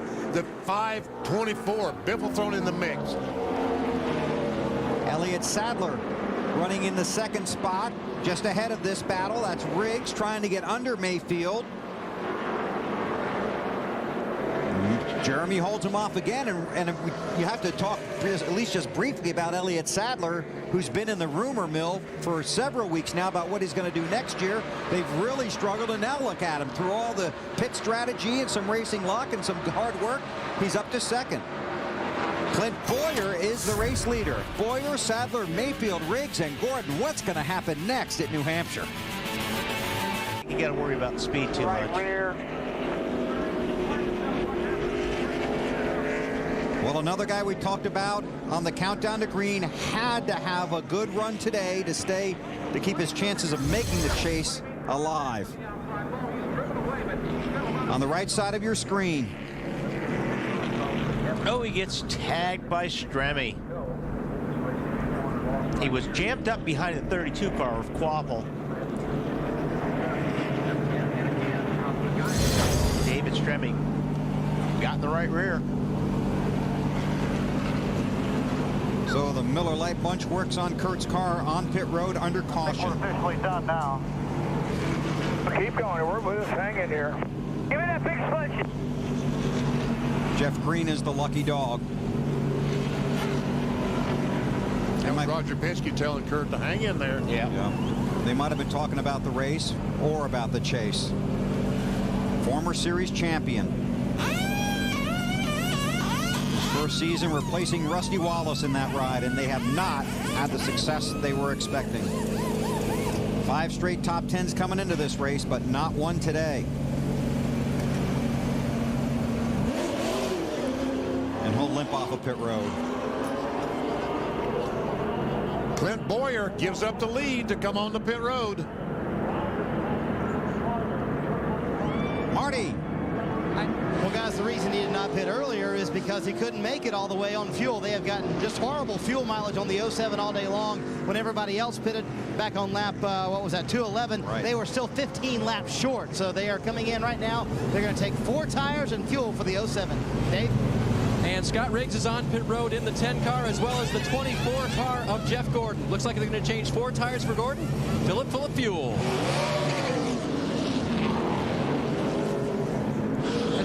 The 17 of Matt Kenseth is in. Now, he has been fighting brake issues. He's been losing brakes the last half of the race. They're looking underneath just to see if there's any kind of leak on the brakes of the gentleman who started the day second in the championship standings. More from the Magic Mile after this. NASCAR Next Hook Up Racing, presented by Subway from New Hampshire, is brought to you by Ford, driving American innovation. By McDonald's and the bold new spicy chicken sandwich, I'm loving it. By Rocky Mountain Refreshing Coors Light, taste the cold. And by Napa, get the good stuff. Green flag has just come out. The field coming off of turn 2. Elliott Sadler, Jeremy Mayfield did not pit. Elliott Sadler is the race leader. Kyle Busch runs second. These guys run a little bit better tires than Elliott, so I don't expect he'll hang on too long, maybe not even another lap. See if we can get an update on car 38 as he tries to hold on to the lead from Allen. Well, Tommy Baldwin, the crew chief, told me this morning, Bill, they were going to need some strategy to get up there because he didn't think they had the best car. Before the last restart, they were 5 laps short of the finish on fuel. I asked Tommy, how about now? He said, not yet. Need a couple more. They're doing what they have to do to get that car up the front, though. Battling Kyle Busch for the lead. Kyle should get that position. And I'm betting that Elliott gets another caution before we're done. Kyle Busch back to the front. Well, if he has enough fuel, this could be trouble to the competition because that 5 car has been very fast. Marty? Well, BP had a check with Alan Gustafson, and indeed they do have enough fuel to make it all the way for the 5 team of Kyle Busch. That's exactly where they want to be, in the clean air out front. This car has raced 6 times over 2 years. Its worst finish is 8th. It has a win last year. They're trying to bring it home for a win again today. 4 cars are out of the race, and the 2 of Kurt Busch has gone to the garage after a hard crash in turn 4 after contact with David Stremme. The 11 car, Denny Hamlin was able to get by Greg Biffle for that 3rd position on the restart. Then we see the 16 Biffle trying to press him to get that spot back. Allen on Hamlin.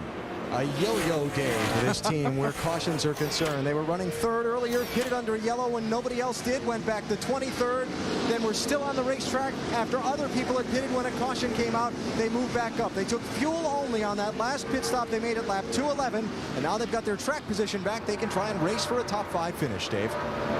Now on the 16 of Greg Biffle, I just checked in with their pit with Doug Richard, the crew chief, and asked him if they could go all the way on fuel, and he said yes they can. Unless we get that thing at the end where we have to go to overtime, we might be a little bit tight. Greg, use long gears and save fuel. Marty? David, I talked to Tony Glover, one of the team managers for Chip Ganassi Racing. He said, you know what, I am so proud of this 20-year-old young man, Reed Sorensen. He's done an excellent job today. Had his best starting position of the year. He's kept it in the top 10 all day long. They've made very few changes trying to bring it home for his first top 5 finish of the year. Matt? Mark Martin making his 600th consecutive start running in the 6th position. Mark's car really excels on long green flag runs, and that's exactly what he's hoping we have from here to the finish, because the car really comes to life on the back end of the run. This is the kind of run that this team has needed. Mark hasn't won since Kansas last fall. We hit the wall a little bit, guys. 55 hit the wall. Took two tires earlier in the race. That helped, and they just have progressively made this car better and better, Bill. Thanks, Matt. Yeah, he's in a pack of traffic behind the race leaders.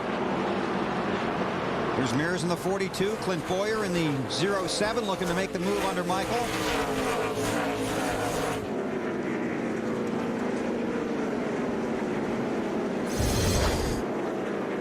See Michael right here. Oh my gosh. I don't know how he didn't wreck that thing. I don't either. He and Robbie Gordon both were about 45 degrees. Wait a minute. Michael Waltrip and Robbie Gordon at New Hampshire? Come on. What'll happen next? They've got a little bit of history, including a helmet toss competition.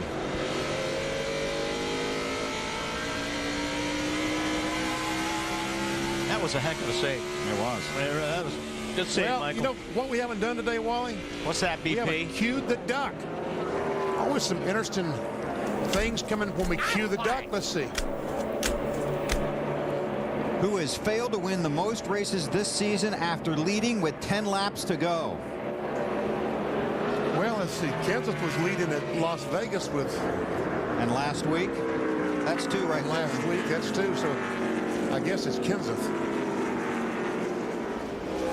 And you'd be correct. And Bristol, yes. Forgot about that one. Yeah. Talked about that on the countdown to green. Uh-huh. Our Aflac trivia question.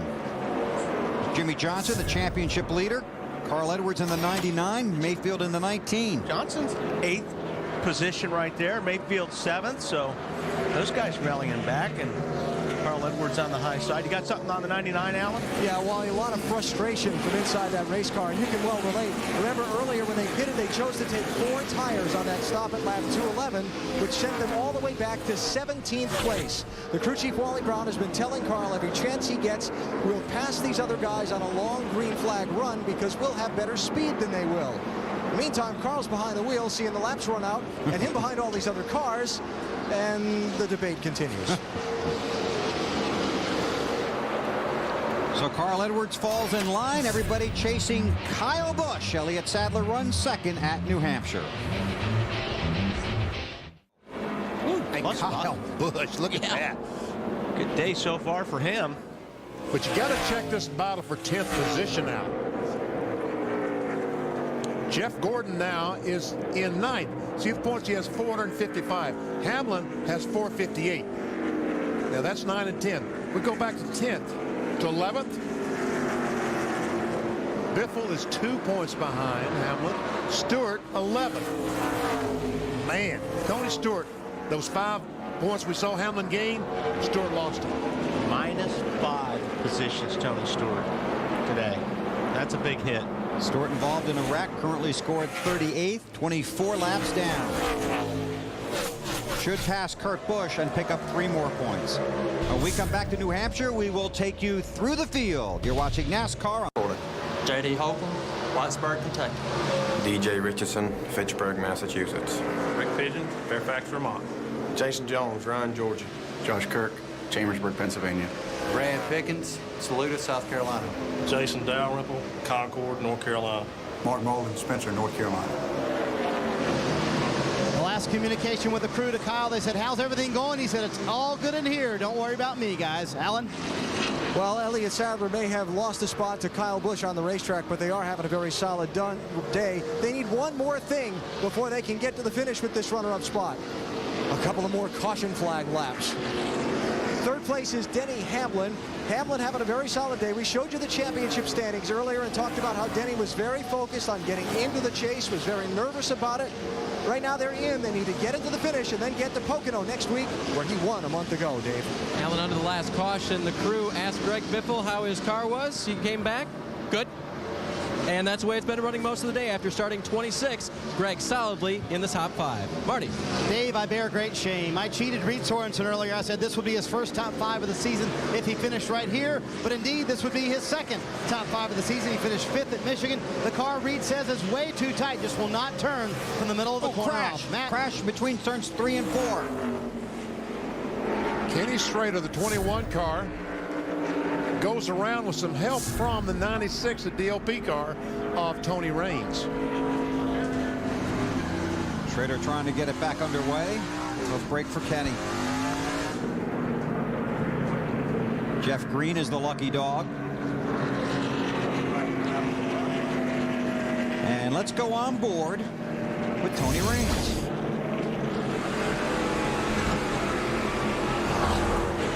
Well, there wasn't too much room in between them through that corner.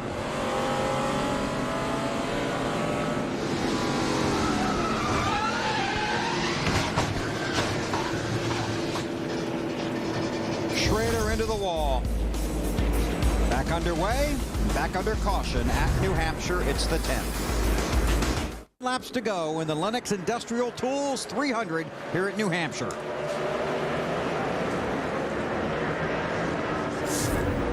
And Kyle Busch has been strong on restarts today.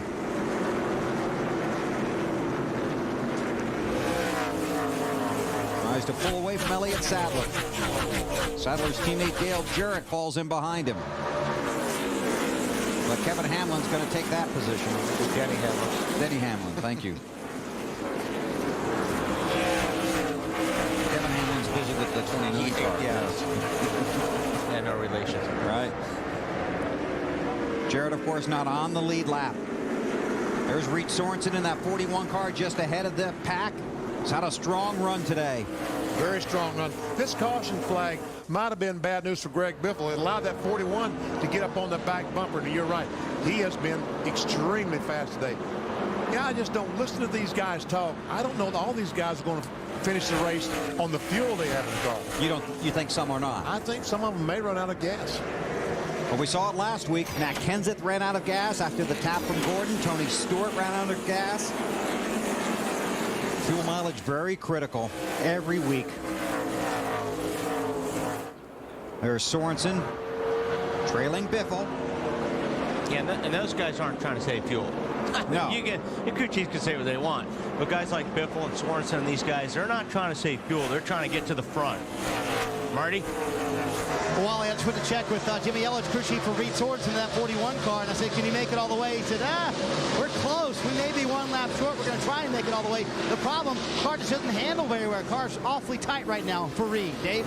Wally, can I disagree with you, please? Absolutely. On the 16, and they said to ask Greg, ever since this last run started, after they filled up, to use the long gears. And maybe you can explain a little bit more about what that means when they use long gears. Well, Dave, you can ask all you want. That doesn't mean I'm going to do it. Will you please, Wally, explain long gears? I'll let him do that in a second. Let's check with Matt first. The 2 cars back there, the 6 of Mark Martin, the 48 of Jimmy Johnson. Pat Tryson gave me the okay. They're good to go on fuel, even if we go into overtime with the green-white checkered. And 2 cautions ago, Chad Canals told his driver, Jimmy Johnson, go for it. We've seen you. The last time we're going to see you until after the checkered flag falls. Thanks, Matt. You want to make Dave happy? And I really don't. Go ahead, BP. You can. I have no idea what long gears are. Dave, what is long gears? What are long gears? That's very arrogant of you, Wally. What would you expect? I guess so. Hey, you know, if I was to guess what long gears were, no, actually, I think what they're asking Greg to do is not to use all the revs he can on that car, and not to, when you keep the RPMs lower, you save fuel. Thank you, Dave. But when you do that, you know what happens? I've been listening, Wally. I have long gears. Guys like Reed Sorensen pass you.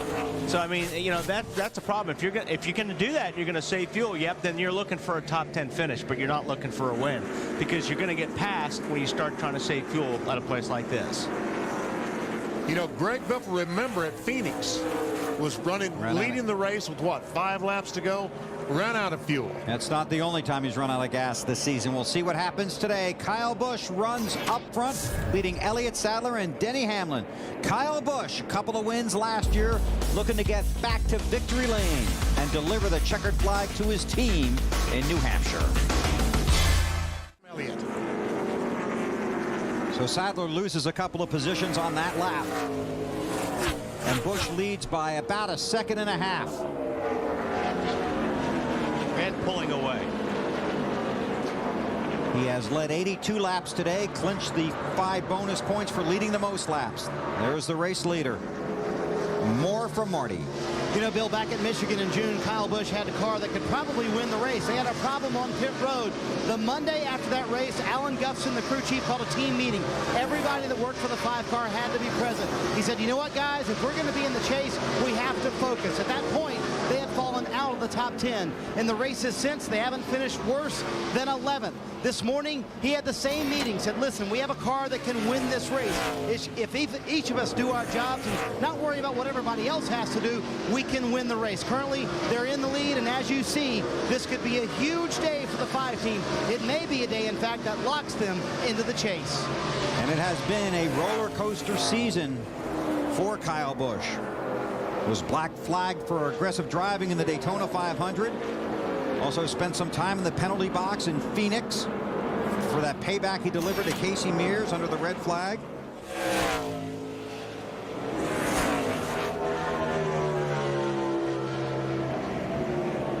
But now pulling away here in New Hampshire.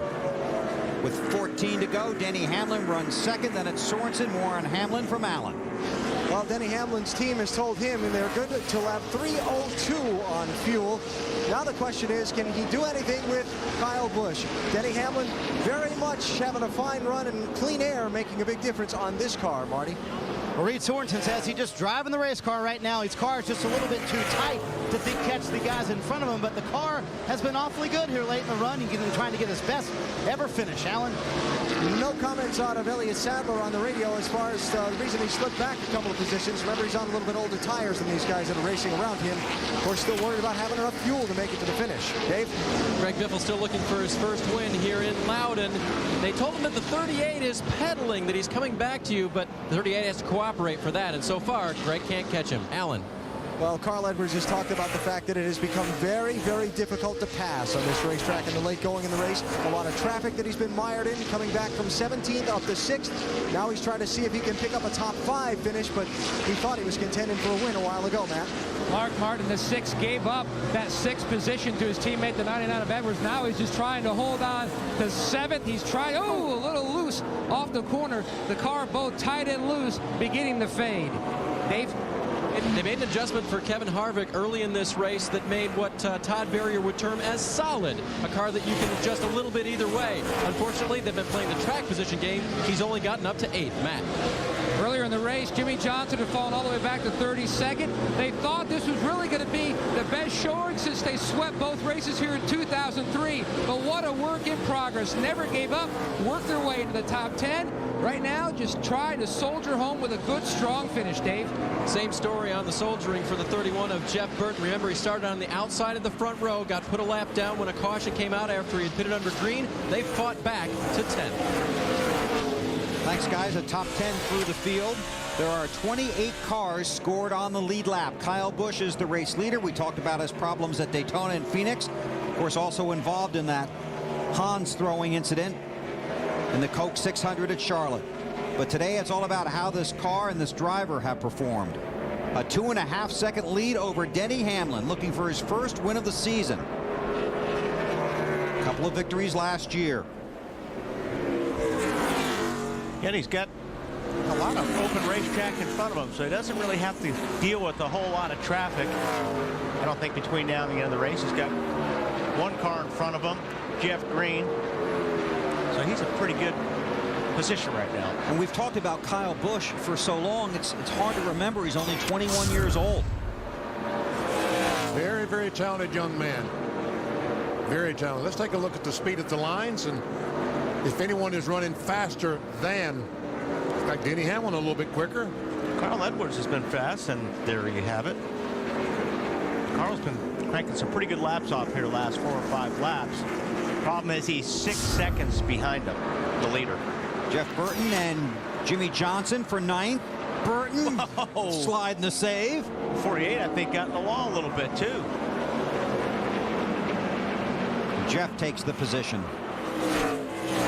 Jeff Burton has made it very clear he just wants to run back up front again the way he used to. Marty, what do you got?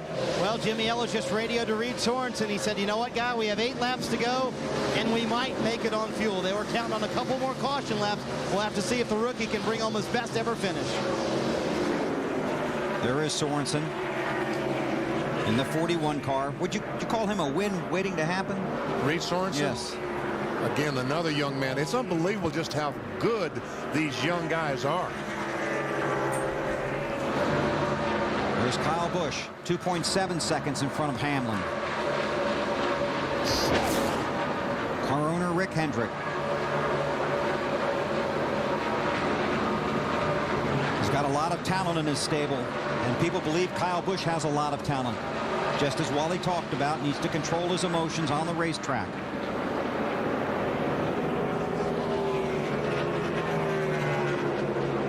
Watches.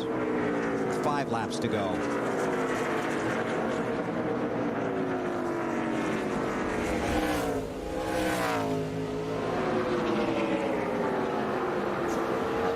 Rookie Munch, sorry, Bill. It's pretty much just strung out right now. Well, you got Scott Riggs working on the 48.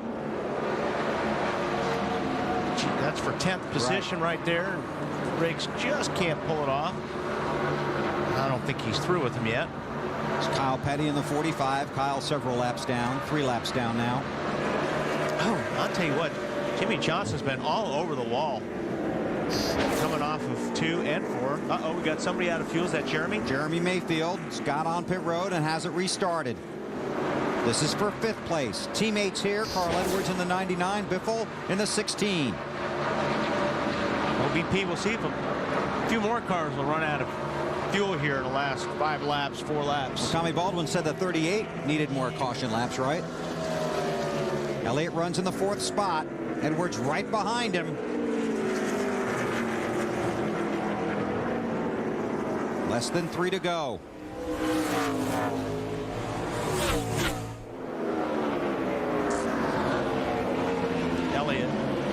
obviously using those long gears Dave spoke about. I see a feature for the pre-race show next week unfolding. Oh, trouble! And the caution flag is going to be out, and we're going to overtime. And this changes everything. Travis Quappel around. That's Clint Boyer in the 07. Oh, man. Well, we really have a fuel issue now. We really We were just joking earlier. This is an exact follow-up to what we saw last week. A late caution with about 2 laps to go. Went to overtime, and guys ran out of fuel. And everybody scrambles on pit road right now. Heavy damage there. That's too bad. Boyer is having to... Right here now. Let's go. Check out the replay. Watch the top of your screen. Right there in the back. I think Boyer just thought he had the 25 clear. He moved up the racetrack, and he obviously wasn't clear. Vickers was right there.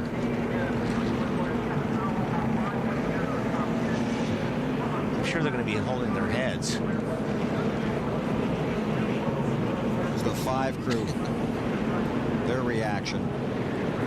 Alan Gustafson saying, oh no, not 2 laps to go. Hope you're using those long gears. Burns isn't going to like us after this show. He didn't like us before the show. Of course, there's no lucky dog inside of 10 laps to go, and it will be a single file restart when we go back to green. If the race reaches the scheduled conclusion under caution, NASCAR will make 1 attempt and 1 attempt only to get a 2-lap green-white checkered finish. We are completing lap 300 now. This would be the final lap, but we'll have 2 laps of racing when we come back to New Hampshire. Carl Edwards, Elliott Sadler, and Greg Biffle. Then Mark Martin, Kevin Harvick, Jeff Burton, Scott Riggs, and Jimmy Johnson, the top 10.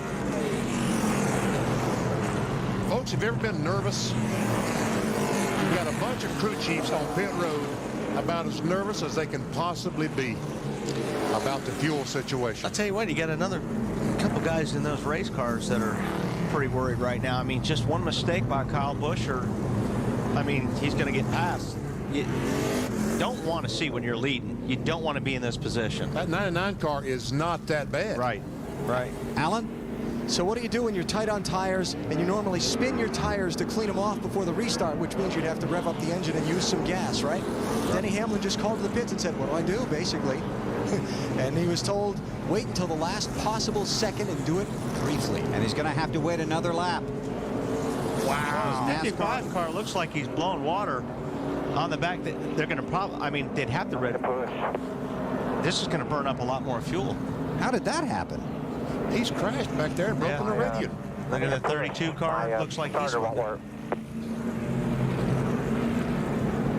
That could be the other half of it. Looks like Michael ran on the back of the 32. Well, we've got a great crew around the track. Let's take a look. On board with Michael.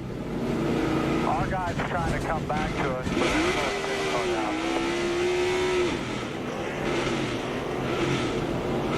but that was Robbie Gordon. And Michael Waltrip at New Hampshire. So Michael wants a push, and this brings back some memories of this. It's the same exact spot, too. Michael turning Robbie. Robbie backed up and tried to hit him, then threw a fastball. Michael's taking his helmet off. I think Elliott's out of gas. Or no, I guess he's not out of gas. Trying to get Michael Waltrip's car back to pit road. There's Sadler. Tommy Baldwin said he wasn't sure they could make it to the end of the schedule distance. We're now almost 4 laps past that, and we're told that he has been cutting the car off and coasting. Oh boy. Trying to get the most out of his fuel. And he's going to restart fourth. And if he should run out of gas. Wow.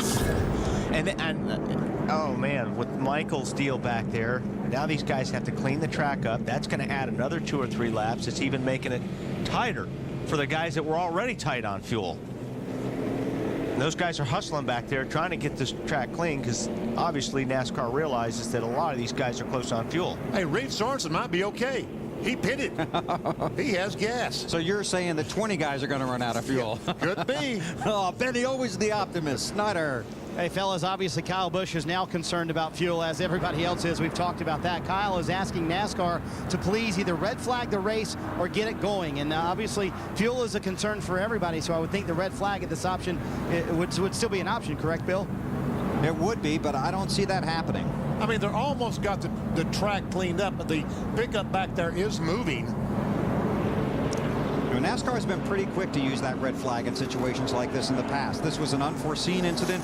Two guys running into, or Michael running into Robbie under caution and busting the radiator.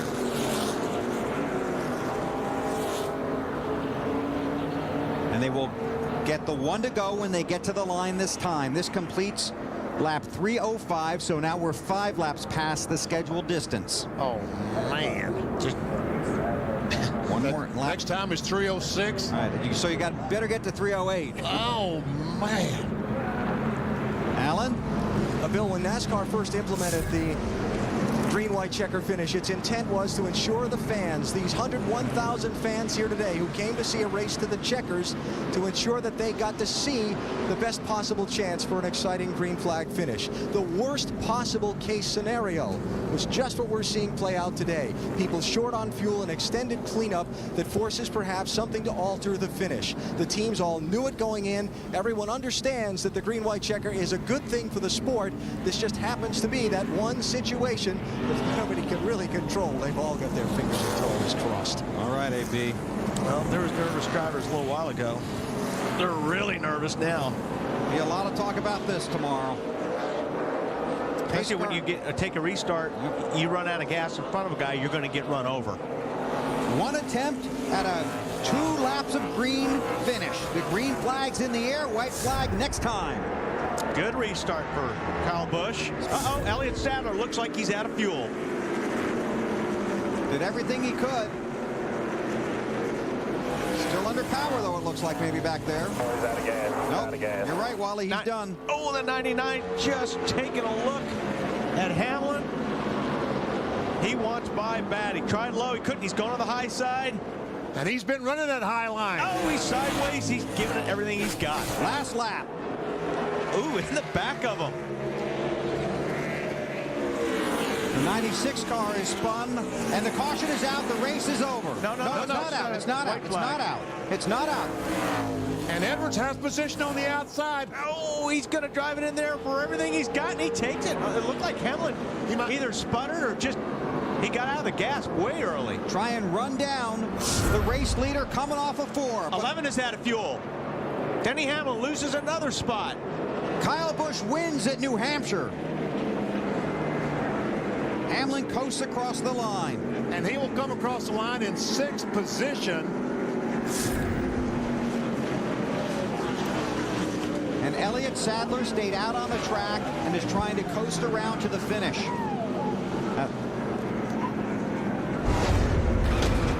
That's right.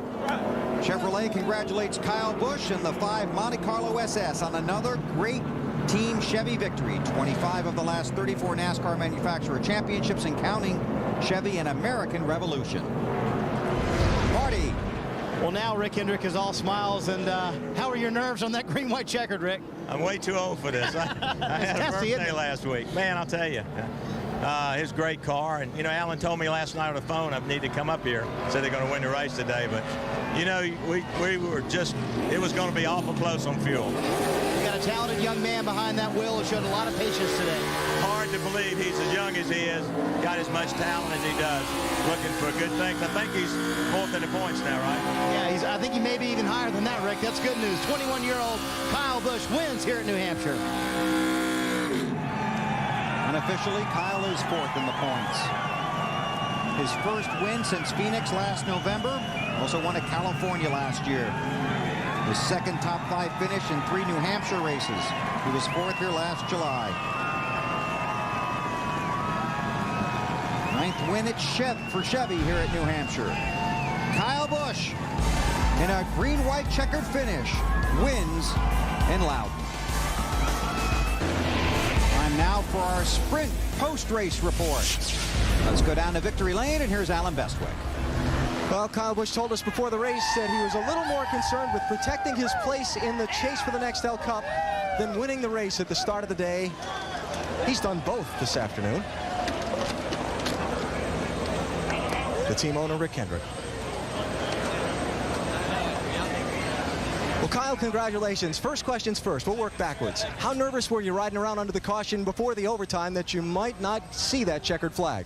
Well, you know, Alan told me, I asked him when we came in on that last stop there and was wondering whether or not we had enough fuel to make it to the end if there was overtime. And he says, oh, yeah, you're fine. And then they're telling me to save gas. So I don't know what to think. But, man, I just want to thank all these guys. They weren't sweating as much as they were today as they were 2 days ago preparing this thing. So they did an awesome job for me. We just kept working on trying to make it turn in the center. And they did an awesome job for me with the Kellogg Chevrolet to bring it here to Victory Lane. As this race unfolded, you were up front, you were back in the middle of traffic. How concerned were you when you got shuffled back at times that you'd be able to get back to the front? Well, I was a little bit concerned, especially when there were a few accidents in front of us. You know, the 20, I hate it for him. I wish we could have battled it out with Tony there for the finish. I knew he was very, very strong, and he had an awful fast race car. Hey, Dad. His father, Tom. But, you know, and then again, I think the 12 car got spun out there. We barely made it past those guys. But, you know, it wasn't that big of a deal in order to try to bypass those guys. I knew we had a good enough car where if we just bide our own time and ran our own race, we could clear them all and beat them. You are up to 4th in the championship now after today's events. Your thoughts?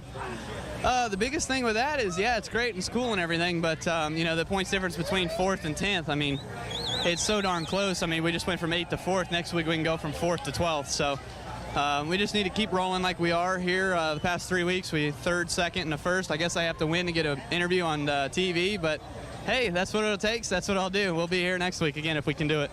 If you can be in Victory Lane next week, I guarantee we'll meet you there. Congratulations. Thanks. Thank you. Kyle Busch, the winner today. Marty? Well, for a guy who told me on Friday, quote, this is not my best racetrack, you look pretty good in that high line. With a few more laps, could you have gotten around the 5 car? Oh, yeah, absolutely. Denny Hamlin and I were having a heck of a race, and if I would have had another inch or two on Denny and been able to make that pass, who knows what could have happened. But I just have to thank Office Depot. This whole back-to-school thing's been a lot of fun lately, and hopefully we can get back to Victory Lane. I'll tell you what, you need a Tom cam. My motor coach driver with the beard, I don't know if I feel worse for my team or for Tom that we didn't win, but man, I had a blast, and can't wait to come back here. His motor coach driver Tom is growing a beard until Carl wins. Hopefully he can shave very soon. Dave? Greg, it was hard to tell whether you're going to finish in or out of the top 5. Were you a little worried about the fuel there? A little bit, you know, because we've had, you know, a rough time with fuel mileage. But, you know, my hat's off to the engine shop here. This thing ran with a lot of power and had good fuel mileage. So the Subway Fusion car was really good today. I'm just excited about all the guys, how hard they worked in pit stops. And Doug just called a great race. And just excited to go home this week. I'm going to Camas for a few days. And next week get to go on my new lures boat down in Mexico. So one more week at Pocono, and we'll see how we do. And then we get a week off. Last 3 races here for Greg, a 5th, a 4th, a 3rd. Wonder what September will be like, Matt. Jimmy Johnson scores another top 10 here at New Hampshire. How would you describe your day, Jimmy? The car looked more like it came from Bristol or Martinsville. Man, that was a beating of a day. We got caught in the pits when the caution came out. I got in the wall twice on my own, had to deal with coming through traffic. You know, a lot of hard racing. I have to say it's probably some of the hardest racing I've ever done on a flat track with Carl Edwards, Mark Martin, the 31 there at the end. I mean, we just were racing our butts off. So it was a lot of fun, but a tough day. You know, we got cycled out early, came back and got up towards the front and picking it off. We just need to stay up front all day long and I have to rally back at the end of the day. Jimmy Johnson survives for New Hampshire and pads his championship point lead by another 17 points. Marty? Matt, a 4th place finish for Mark Martin, and I heard you on the radio. You vetoed tires on that last pit stop. Are you glad you did that? Well, you know, I am. We had a car that would run, you know, it wasn't the fastest car here, but it really stayed on its tires good. So I knew that it was about as good at the end as the start. But, you know, it's really good to have a top 5 here today, and we really needed it. But I want to thank all my fans. They've been so great all through the years, and they've really supported us through this little down spell. And this is what we needed for our all the AAA members that support us and everything. This is what we needed. Mark said he needed a little pick-me-up this weekend. Certainly got it. Finishes 4th here at New Hampshire. Thanks, guys. Good job down there today. Take a look at the championship standings. And as you look at the numbers, here's some quick math. It's only 70 points from 3rd to 8th. And from 4th to 11th, it's only 124 points. You can see that Gordon and Biffle are tied with the same amount of points in 9th and 10th. That's broken by wins, but that'll happen later. Tony Stewart is now outside the top 10. Denny Hamlin, Carl Edwards. Disappointing day for Kurt Busch. Ryan Newman back to 19th. Let's go down to Matt. And we'll slide up alongside the 11 car with Denny Hamlin. I know you're disappointed and frustrated, but still, to come out of here with a top 10 finish after the day that this team has had. Yeah, I'm disappointed, but at the same time, could have been a lot worse. We could have not made it back to the line at all. So, I'm pretty happy. I don't know where we ended up. I think 6th or so, but I felt like I maybe had something for Kyle there on the short run. His car looked like it pushed really bad, and we gained on him big time on that with 1 to go, and it started sputtering right there at the white flag. So I had to just, baby it on back. So it's pretty unfortunate, but same. All still, the FedEx Chevrolet was pretty good, and we'll go to Pocono and win that one. He's salvaged with a 6th place finish, and he's going to Pocono, a place that he won about 6 weeks ago. Bill? Thanks, Matt. Again, here are the unofficial results. Top 10. Kyle Busch won the race, led the most laps. We'll have more from New Hampshire as our TNT coverage of NASCAR continues in a moment. Kyle Busch has taken his team to victory lane in Loudon. Let's go down to Marty Snyder.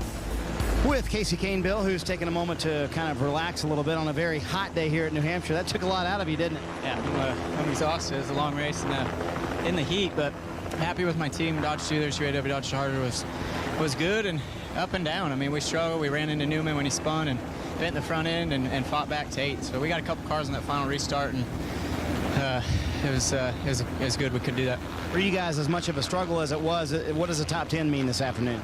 Well, we've been, I think, average about 25th in the last 3 weeks. So to get back in the top 10, get a solid run, and the team did a good job. It's a track we've struggled at a little bit. It was good. I'm happy and look forward to next week. Hopefully we can have a good run at Pocono.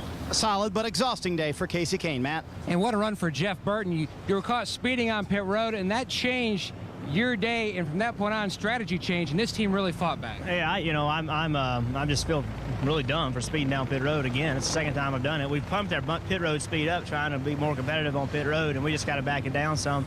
But real proud of my guys. We were not that good yesterday in practice, and they got together last night, spent a lot of time, and made our car better. And we just got to keep fighting. This is what this team is about. We're not always going to be the best, but we're not get something out of it. But we were really good today. We didn't have anything for the 5, and I think the 20 was better. But we were really good today, and we're leading early in the race. We got to figure a way to lead at the end of the race. Jeff Burton finishes 7th here at New Hampshire. Bill? Thanks, Matt. He'll try again next week at Pocono. So a big win for Kyle Busch, his first of the season after going to victory lane twice last year. And he's 4th in the championship standings. Jimmy Johnson leaves here as the point leader. We all head to Pocono next week to see what happens there. Denny Hamlin was the winner earlier. Rick Hendrick with a wave to his family and friends at home. Join us Saturday on NBC for Martinsville for NASCAR Busch Series Racing presented by Aaron Sales and Lease Ownership. Then we're back to TNT on Sunday afternoon for NASCAR Next Hookup Racing from Pocono. Coverage begins at 1:30 Eastern Time with the Bank of America Countdown to Green.